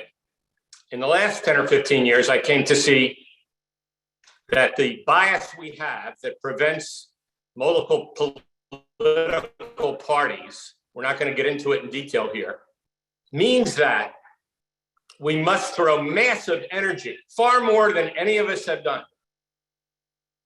into Democratic primaries. Because it turns out that if the House of Representatives most resembles, compared to the Senate, a democracy, that in that House of Representatives, with about 220 Democrats at this moment, the overwhelming majority, the only election they have is in a potential primary. They don't have a general election. The same goes for the Republicans. And so right now, the next 8 or 9 months, ending in August, actually ends the period, beginning with Texas, where great news there, we can elect 3 new Democratic candidates who are likely to win who will be champions on this issue and all the other things that several speakers talked about in terms of the broad coalition that we need.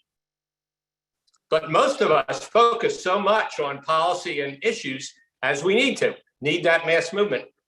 We under-resource changing the Democratic Party. And again, in Massachusetts, there's a big effort to do this. And as importantly, candidates in Democratic primaries where we can change the outcome at that moment and not after. And so Jonathan asked me really to speak on the Congressional Progressive Caucus. That's why I come to the Congressional Progressive Caucus, because that's about 95 Democrats right now. And I would honestly tell you 60 of them are hardcore and 35 are in there partially because they don't want an opponent in their own primary from the left. But if we actually had, imagine this, 100 in there, which we can get to, that were hardcore, this is one of the central issues. Freeze and cut military spending, end the new round of nuclear weapons, end funding the Saudi war in Yemen. These are the tests that we're having right now in this House of Representatives.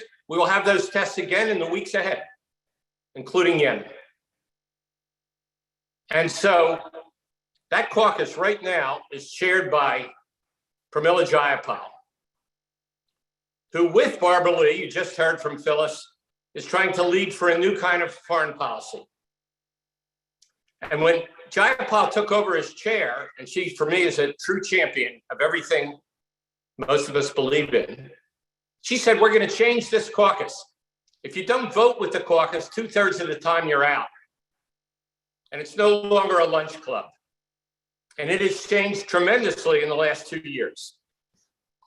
So our job, the only one I can see that's practical, and we can't just be practical, but that's my slot here of the 7, is to look at the primaries. Many of you are from Massachusetts. You have 8 or 9 Democrats, I forgot, in the House. 2 or 3 are activists in the Progressive Caucus. McGovern is a champion for us, Presley. There's 1 or 2 more. But you also have Richard Neal, who chairs Ways and Means, who ends up going along with the lobbyists that we heard about from Bill almost every time, the most powerful committee around budget issues. How did we end up with a military budget? And this goes to another committee where Joe worked, Armed Services, where the ranking Republican got almost all the Democrats, not Ro Khanna, a vice chair, again, Progressive Caucus, but all but 4, to give the Pentagon $25 billion last year, more than they asked for. This is about the Democratic Party. It's about the Democratic Caucus. And the antidote to that, so we're positive and not just negative, easy for me to be negative, is to focus on that caucus. Larry, 1 minute. Deeper, taking issues deeper and broader. How do we all in our political realm or with our political allies elect more Democrats this year who will be in that caucus, who will be there 90% of the time, not the 2/3 required to stay in that caucus, and who particularly will be there on the core issues that'll be voted on this year. The military budget and its size, the war in Yemen is likely to get another vote. Hopefully, as Joe said, a vote in armed services and on the floor on ending the new round of nuclear weapons. So there's 2 workshops which follow this plenary. And one I already said is building our revolution chapters. The other is building that Progressive Caucus. Again, broader, more of them, and deeper, that it means more to be in it. Thank you. Thank you very much, Larry. So we can take questions and answers now, Amar? Sure. I see Brian has his hand raised. Brian, do you want to unmute and ask your question? Yes, thank you, Larry. You're kind of pessimistic about the political process, which means obviously you're paying attention. Are you familiar with the work of the American Union of Swing Voters? And we can crowdsource functional democracy by focusing on exactly the legislation we want on the president's desk. And so in 2022, they're backing a specific legislative package to end poverty with universal basic income so that we can address all the military spending in places like Montana, given other sorts of money going in, ending mass incarceration with major criminal justice reform, and ending the endless wars by cutting $825 billion from the military budget over the next few years, cut the nuclear stockpile in half, stop selling arms to Saudi Arabia, and by putting 50 policies into one specific package and saying these are our terms. If Congress puts it on the president's desk before the midterms, they can earn our votes. And if they refuse, then we can vote for their opponents. And a small group of swing voters can leverage their power. I'd love to hear your thoughts on that. Yeah, I'd be glad for you to send me that, and I would read it. I'm not familiar enough with it. I would just say to you that my belief is we have to focus as much on Democratic primaries as the general election. In the general election, most of us are going to vote for the Democratic candidate where we live. And I would say that it's very hard to impact them at that time, that the place we can most impact them is where they need 40,000 votes to win. That's out of a population of 775,000, a Democratic primary. And if we don't do that, it's all uphill. We're almost begging them. We've got to get their commitment in a primary where there's something on the line, and where, as many of them have learned, the incumbents in recent years, when they're not with us, they may not be in the House much longer. Okay, great. Thanks, Larry. And thanks, Brian, for that question. Okay, so we have a question, Larry, in the chat here from Alan. Alan is asking, is there a connection between the Progressive Caucus and the U.S. Congress Nuclear Weapons and Arms Control Group?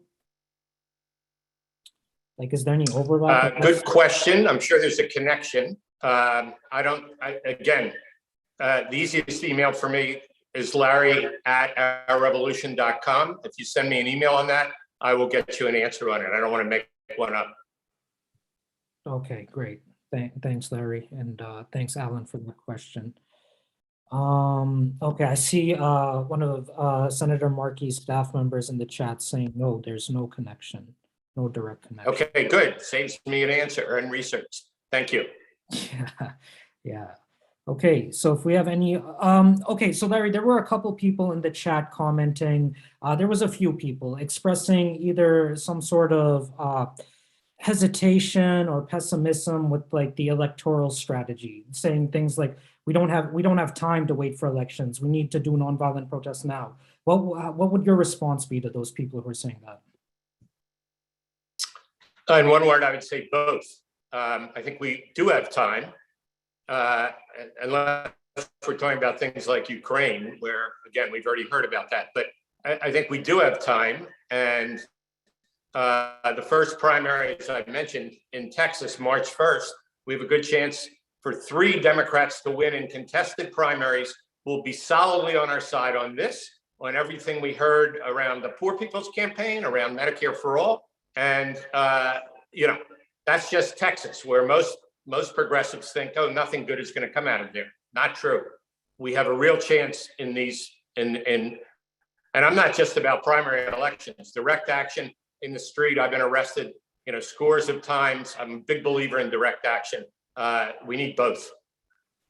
But then some people are also saying that the progressive members of Congress, for example, they're not taking the right position on Ukraine right now, or on the military budget in the past. Yeah, well, I think we have Barbara Lee on live later. She could probably do more justice to that question than I. It's not that I don't want to answer it. I don't want to answer it incorrectly. Okay. Okay, Jean, at what point are we doing questions still before? I think we have time for one more question, Amar. Okay, one more question. Okay, well, I'm not seeing any. I mean, Alice is asking, what about the Senate? It's kind of a general question, so I'm not sure exactly what she's referring to. Yeah, well, it's a general question. Again, for me, it's incredibly painful. Actually, 11 years on the fight to change Senate rules, working with people like Merkley, before that, Tom Harkin. The good news about last week was, and it should have gone on much longer on the floor, people saw what a disaster this Senate is with the rules that it has. And again, you have a champion, Markey, and Elizabeth Warren from Massachusetts, but Markey, who's going to present on this call. But it is far too painful to fight for change. The only bright spots, again, for this audience is that budget bills typically need only a majority. And so the fight inside a budget bill that needs only a majority, they did not do the military budget itself that way, but in the omnibus budget bill, there are opportunities to go after, is the word I would use, and at least hold back the military budget. But the Senate is a catastrophe the way it operates now, frankly, the way it always has, as far as I know. Thank you so much. This has been, I think, a very interesting and provocative panel. So many thanks to Phyllis and to Joe and to Larry for your presentations and to the questions that people brought. And now I'm going to turn it over to Cole, who's going to give you information about the breakouts which are coming next.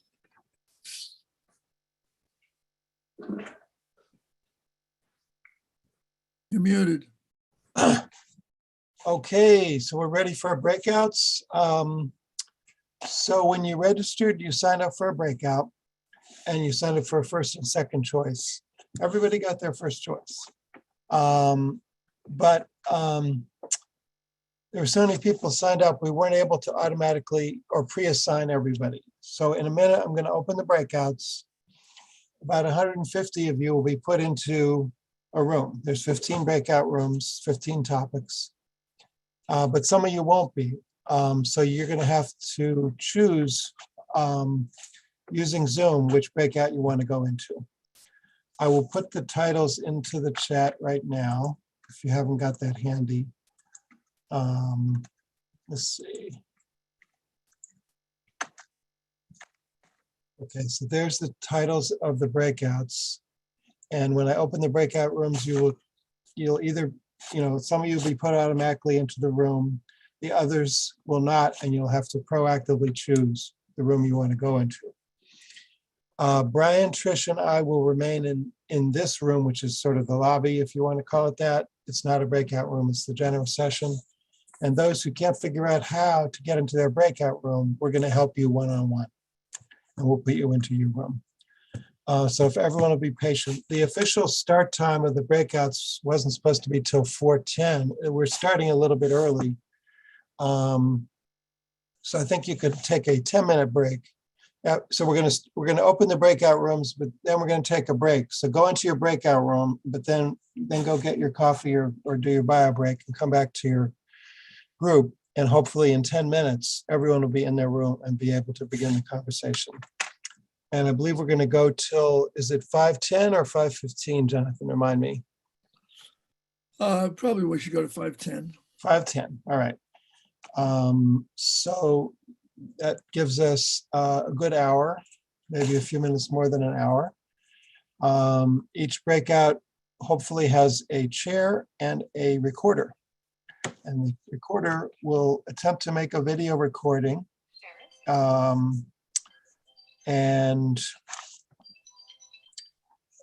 But it will not be made public. That video recording is just for the use of the participants in continuing to work together. Each of our 15 breakouts is organized around a kind of organizing mission or project to carry this work forward. So we hope you will meet each other, discuss, and also, potentially keep in touch and work together going forward. So your chair and your recorder are going to facilitate that as well. With that, I'm ready to open the breakouts. Any questions before I do so? Okay, here goes. Let me just check one thing here. No, this has to be changed. Okay. Okay, here we go.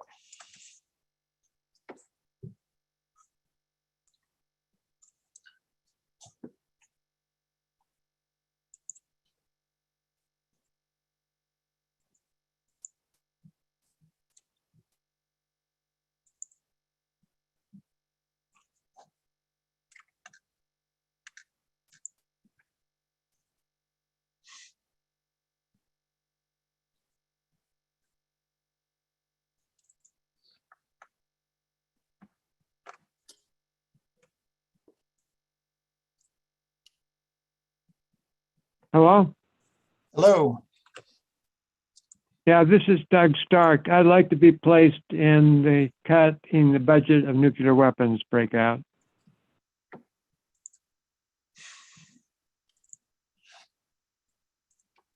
Okay, so Brian and Trish, are you ready to assist with that? Absolutely. I'm looking for you right now, Doug, to put you in that correct breakout. Thank you. That's going to be C. Mm-hmm. Doug, what's your, I'm having a little trouble finding you. What name are you signed in on, Doug? I'm just on the phone, 801-277-8538. Got it. Thank you very much. And away you go. So for people that are left, if you can't figure out how to get into your breakout room, the easiest way to let us know which room you want to go into is to rename yourself and put that letter first.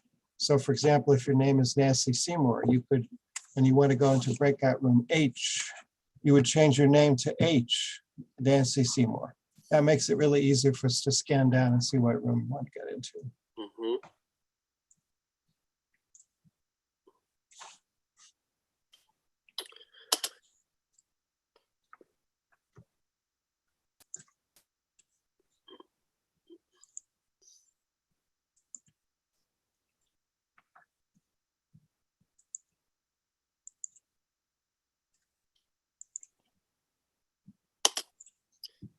Okay, but you can also, put that in the chat as well, or you can just unmute yourself, as some other people did, and just direct us. We're getting down to it. Most people have already been assigned a breakout room. There's 77 people left that are unassigned. 74's going down as we speak.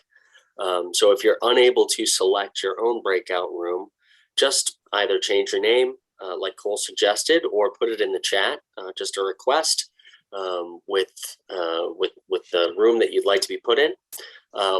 If that doesn't work, you can just unmute yourself and audibly tell us. But it's getting down there. 73 people unassigned, 71. So we'll have everybody put in by 4:10 and be ready to go. So thank you.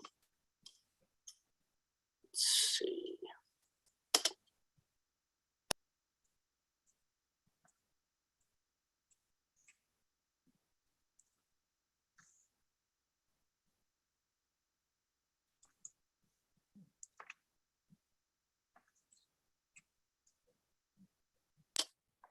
And if you happen to end up in the wrong breakout room for some reason, which we don't anticipate, but does happen from time to time, just click the leave breakout room, return to the main room, and we'll get you sorted.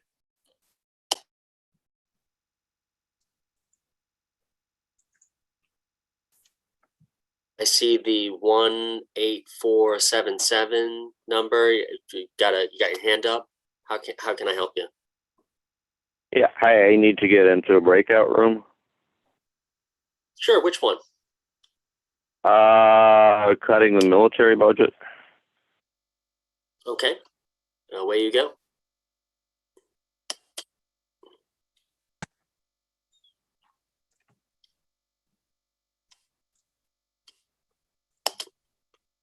J. Lauren Peters, I see your hand. Go ahead and unmute yourself. I'll get you. Let me know what breakout room you need. There's a discrepancy in the chat. The list in the chat, I would like to be in room J, disarmament in communities of faith. But on the breakout room list, it doesn't seem to correspond. Mm-hmm. So I'm sorry, which breakout room are you looking for? Promoting nuclear disarmament within communities of faith. Got it. I will just make sure to get the right one. Let's see. Mm-hmm. No, maybe. Yeah, there is a discrepancy. Oh boy, we screwed up. I thought I had straightened all these out, but maybe not. Well, that'll happen. If people end up in the wrong one, they'll return to the main room and we'll get them in the right one. So, and we have a little time here, so should be okay.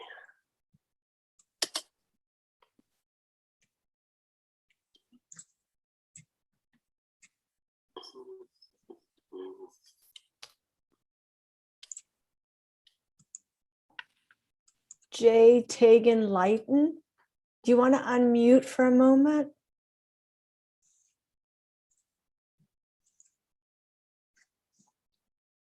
You can unmute.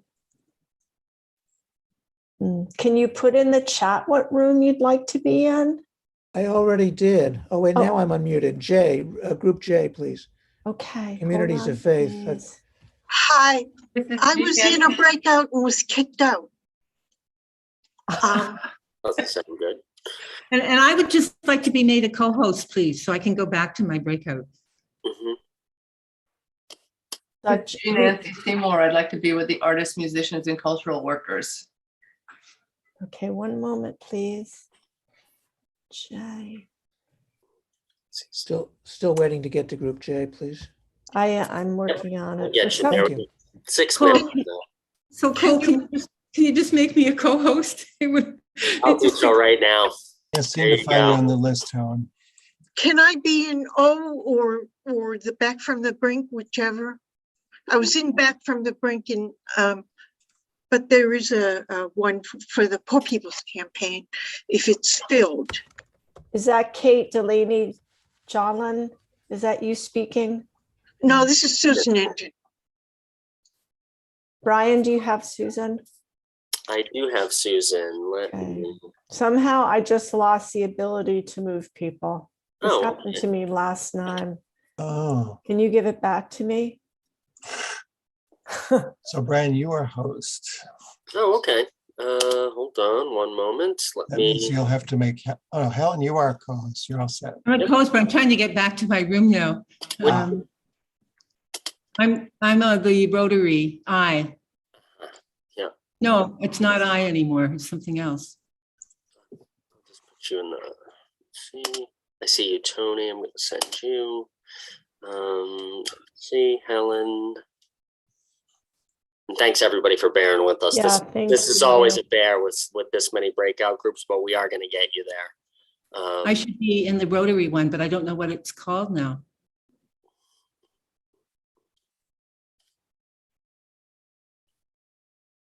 Where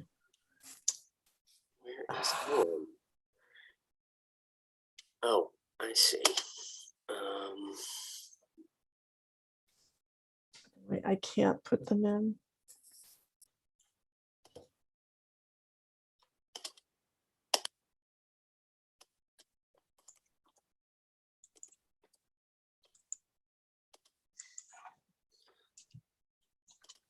I don't know why you can't, Patricia. Let me see if I can make you the co-host again.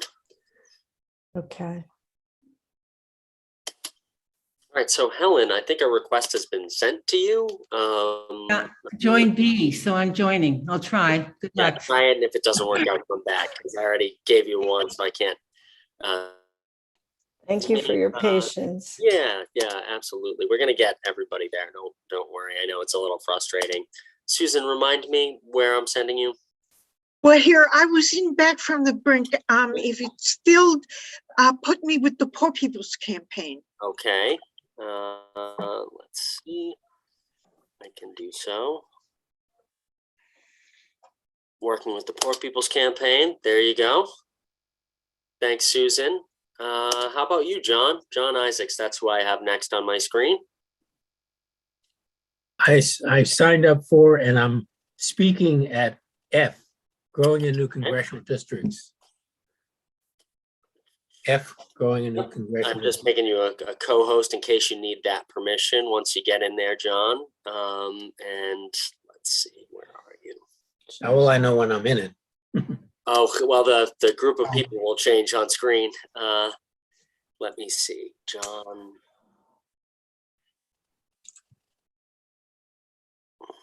I'm not actually seeing John Isaacs for some reason on this list.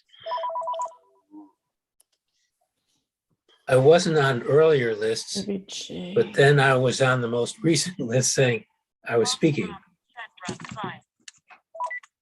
And I actually did sign up. I'm not seeing you either, John. Are you on the phone by any chance? No. No? He's live and on video, but I don't see him on this list of breakout lists. Funny.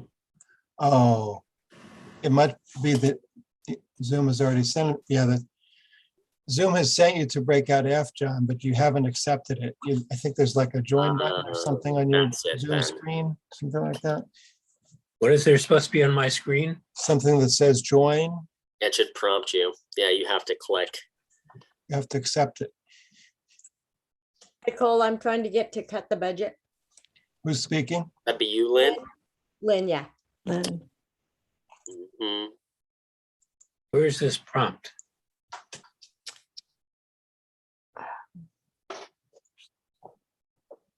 It should be down at the bottom of your screen, I think.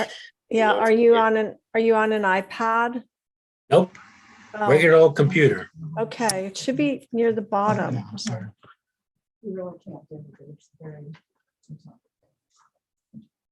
Jackie, did you want to go to G? No, no Cold War.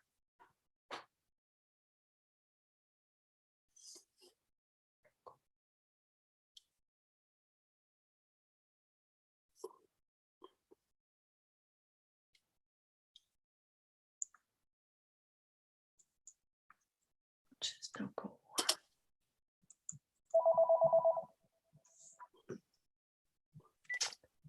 Hello, Richard.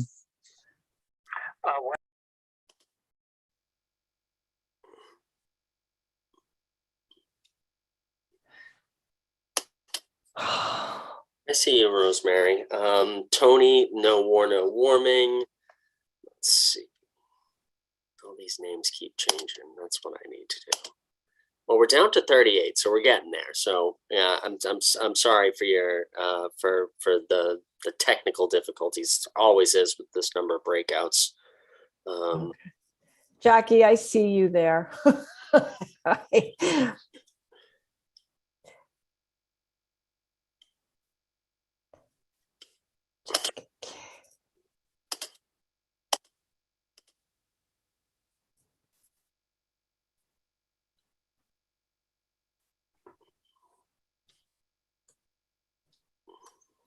Okay, we're down to 36. Communities of faith. Where did you go? Where did you go, Lauren?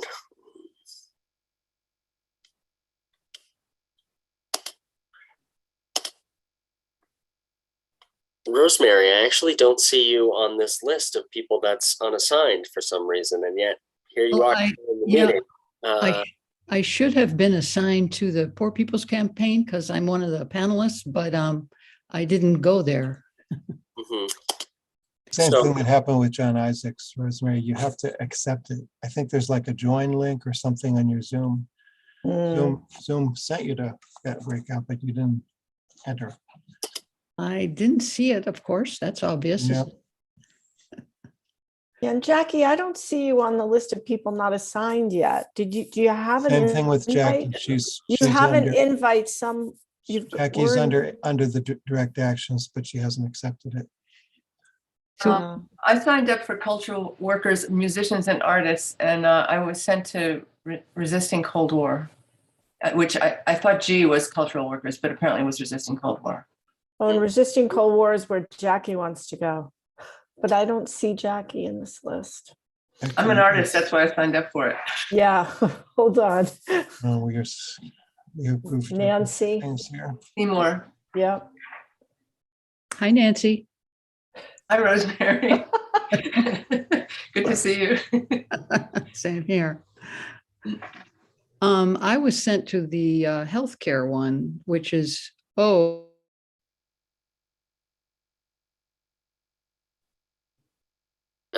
and there goes Rosemary, so she must have found it. I moved her. If maybe it worked. Okay, where did you even see her on the list, Cole?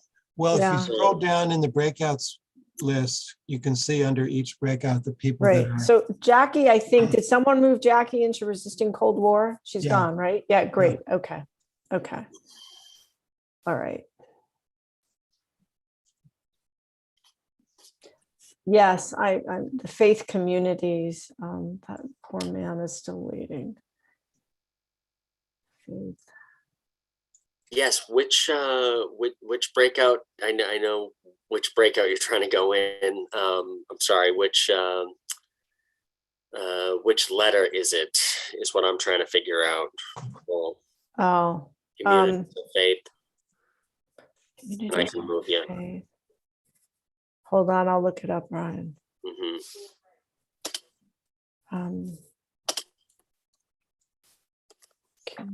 Okay.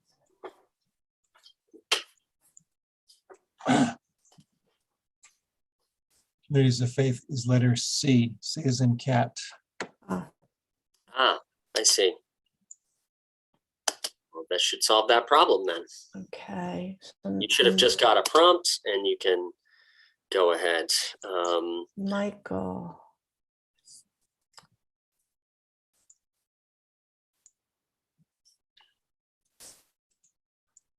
Irene. Hi. Where can you unmute and let us know where you'd like to go? The faith community. And that's C. That's Okay, C. here you go. Oh, I think I just put her into the wrong one. She'll be back. You need to You go down, you can. oh, the faith isn't C, Cole. The faith is cutting the budget. Where is the faith one? Well, now she's in the wrong. Oh, well. It's C. Oh, it's J. Communities of faith is J. So unfortunately, I may have put wrong letters in the chat. I'm so sorry. This is so Okay. screwed So up. it is C. It really is C. Oh, good, good. So she's I where mean, she honestly, should be. these may be all mixed up at this point, but at least in most of the people that are supposed to be leading that one are in C. Let's put it Okay. that way. All right. Oh, Kim. please examine my head when this is done. I know, I'm sorry. Kim Berger. Hi, are you waiting to be put into a room?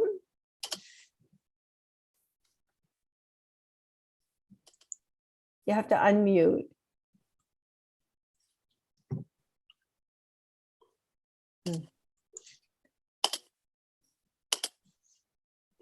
Is she in the? Can you unmute, Kim? She can't unmute. Sometimes people walk away from their computers. No, she's right there. I see Oh, her. okay, Is she allowed to unmute? Oh, that's a good question. Let me see. Kim, can you put in the chat which room you'd like to go into?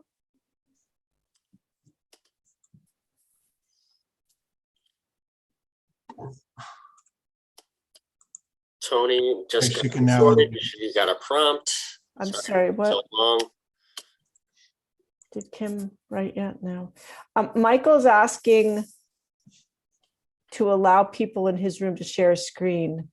And can he share a screen? People who want to share their screen have to come back, get the privilege from Brian, and go back into their room.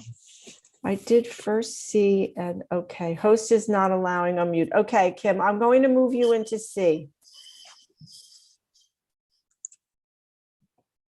Oh, it won't let me again. There it goes. You should get an invitation. Wait, did Paul Gingras? Oh, that poor man's Nancy, I should have just sent you a prompt so you can go to letter C. If that's not correct. Taken. Oh, there he is. Faith Communities, C. G, I was sent to G. G is not cultural workers. Cole, which one is cultural workers? Cultural workers. G was resisting Cold War. That's where I was sent. It says cultural workers on the list. It's K. K is Paul? cultural workers. Got it. Oh, did Paul get moved? And we're down to 18. We're getting there. Thank you. All right. Sorry, Nancy. Paul okay. Paul Where- Gingras, which breakout would you How do I like to get go in? to? I think I put it on the C. I was It just just- allowed to unmute and that stuff. I've been following this, so, Okay, the Faith Communities. right. Okay, Thank you. thank you. Thank you for your patience. And Phil, which one were you looking for? C, please. Okay. Thank you. All right, Marion, Ronan. Could you unmute and let us know where you'd like to go?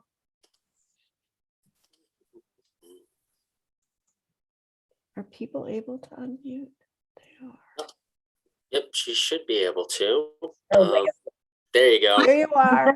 I'm in. I'm okay. Thank you very much. Oh, wonderful. We think that the government is free to make policy. Okay. Oh, she's on a different, okay. How about you, Christian? Yeah, can you put me in campus recruiting, please? Mhm. Thank you. Now, some people maybe have gone away from there. Oh, wait, Chris, oh, you've got Christian, thank you. Some people don't have their video cameras on, which means they're on a break, maybe? And they could be, Mhm. we'll give them all the, Christian, you said campus recruiting. Yeah. All right. There are a couple Gotcha. people. Is anyone there who has their camera off who'd like to be moved into a breakout room? Hello. Hi, yes. Hi. We're wanting to get into the breakout room that's got Margaret Engel speaking, and I'm not sure which one it is. And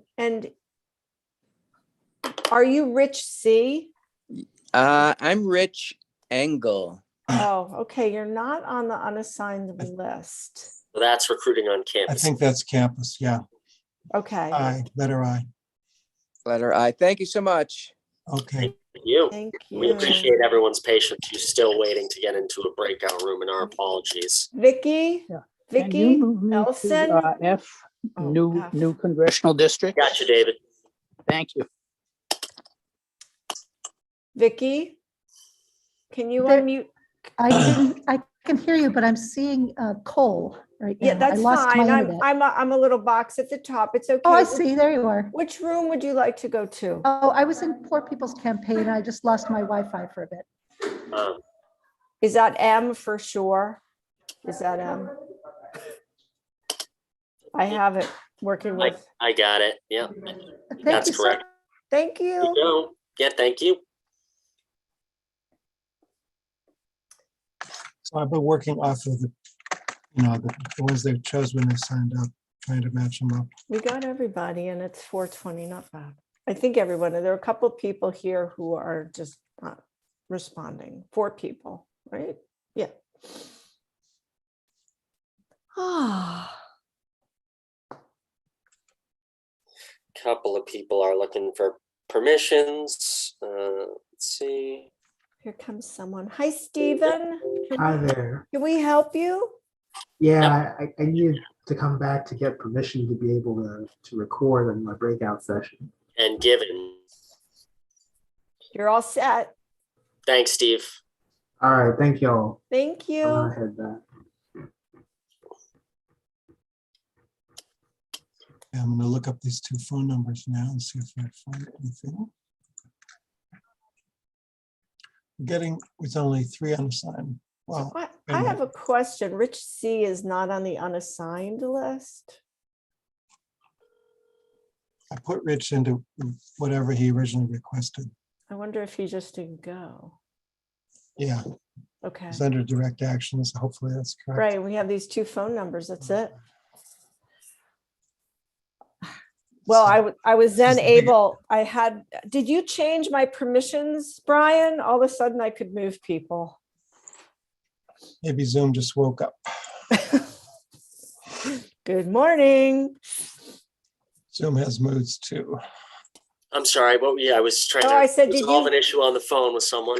No, you somehow got, I don't know what you did, and I was then able to start moving people. I don't know what I did either. I think Cole did something actually. Oh, you know what I did? I removed your co-host permissions and then gave them back to you. The old turn it off and turn it back Turn on. it back on? Well, it worked. Thank you. I don't know why. Who knows? I think we did okay. I think we're improving. We are indeed. You know, We have so much farther to go. I we mean, got everybody only 10 minutes late to their thing. No, the problem is that Zoom should not be so limited in how many people you can pre-assign. Mm-hmm. so I was assigning them during the meeting, but like the lists were so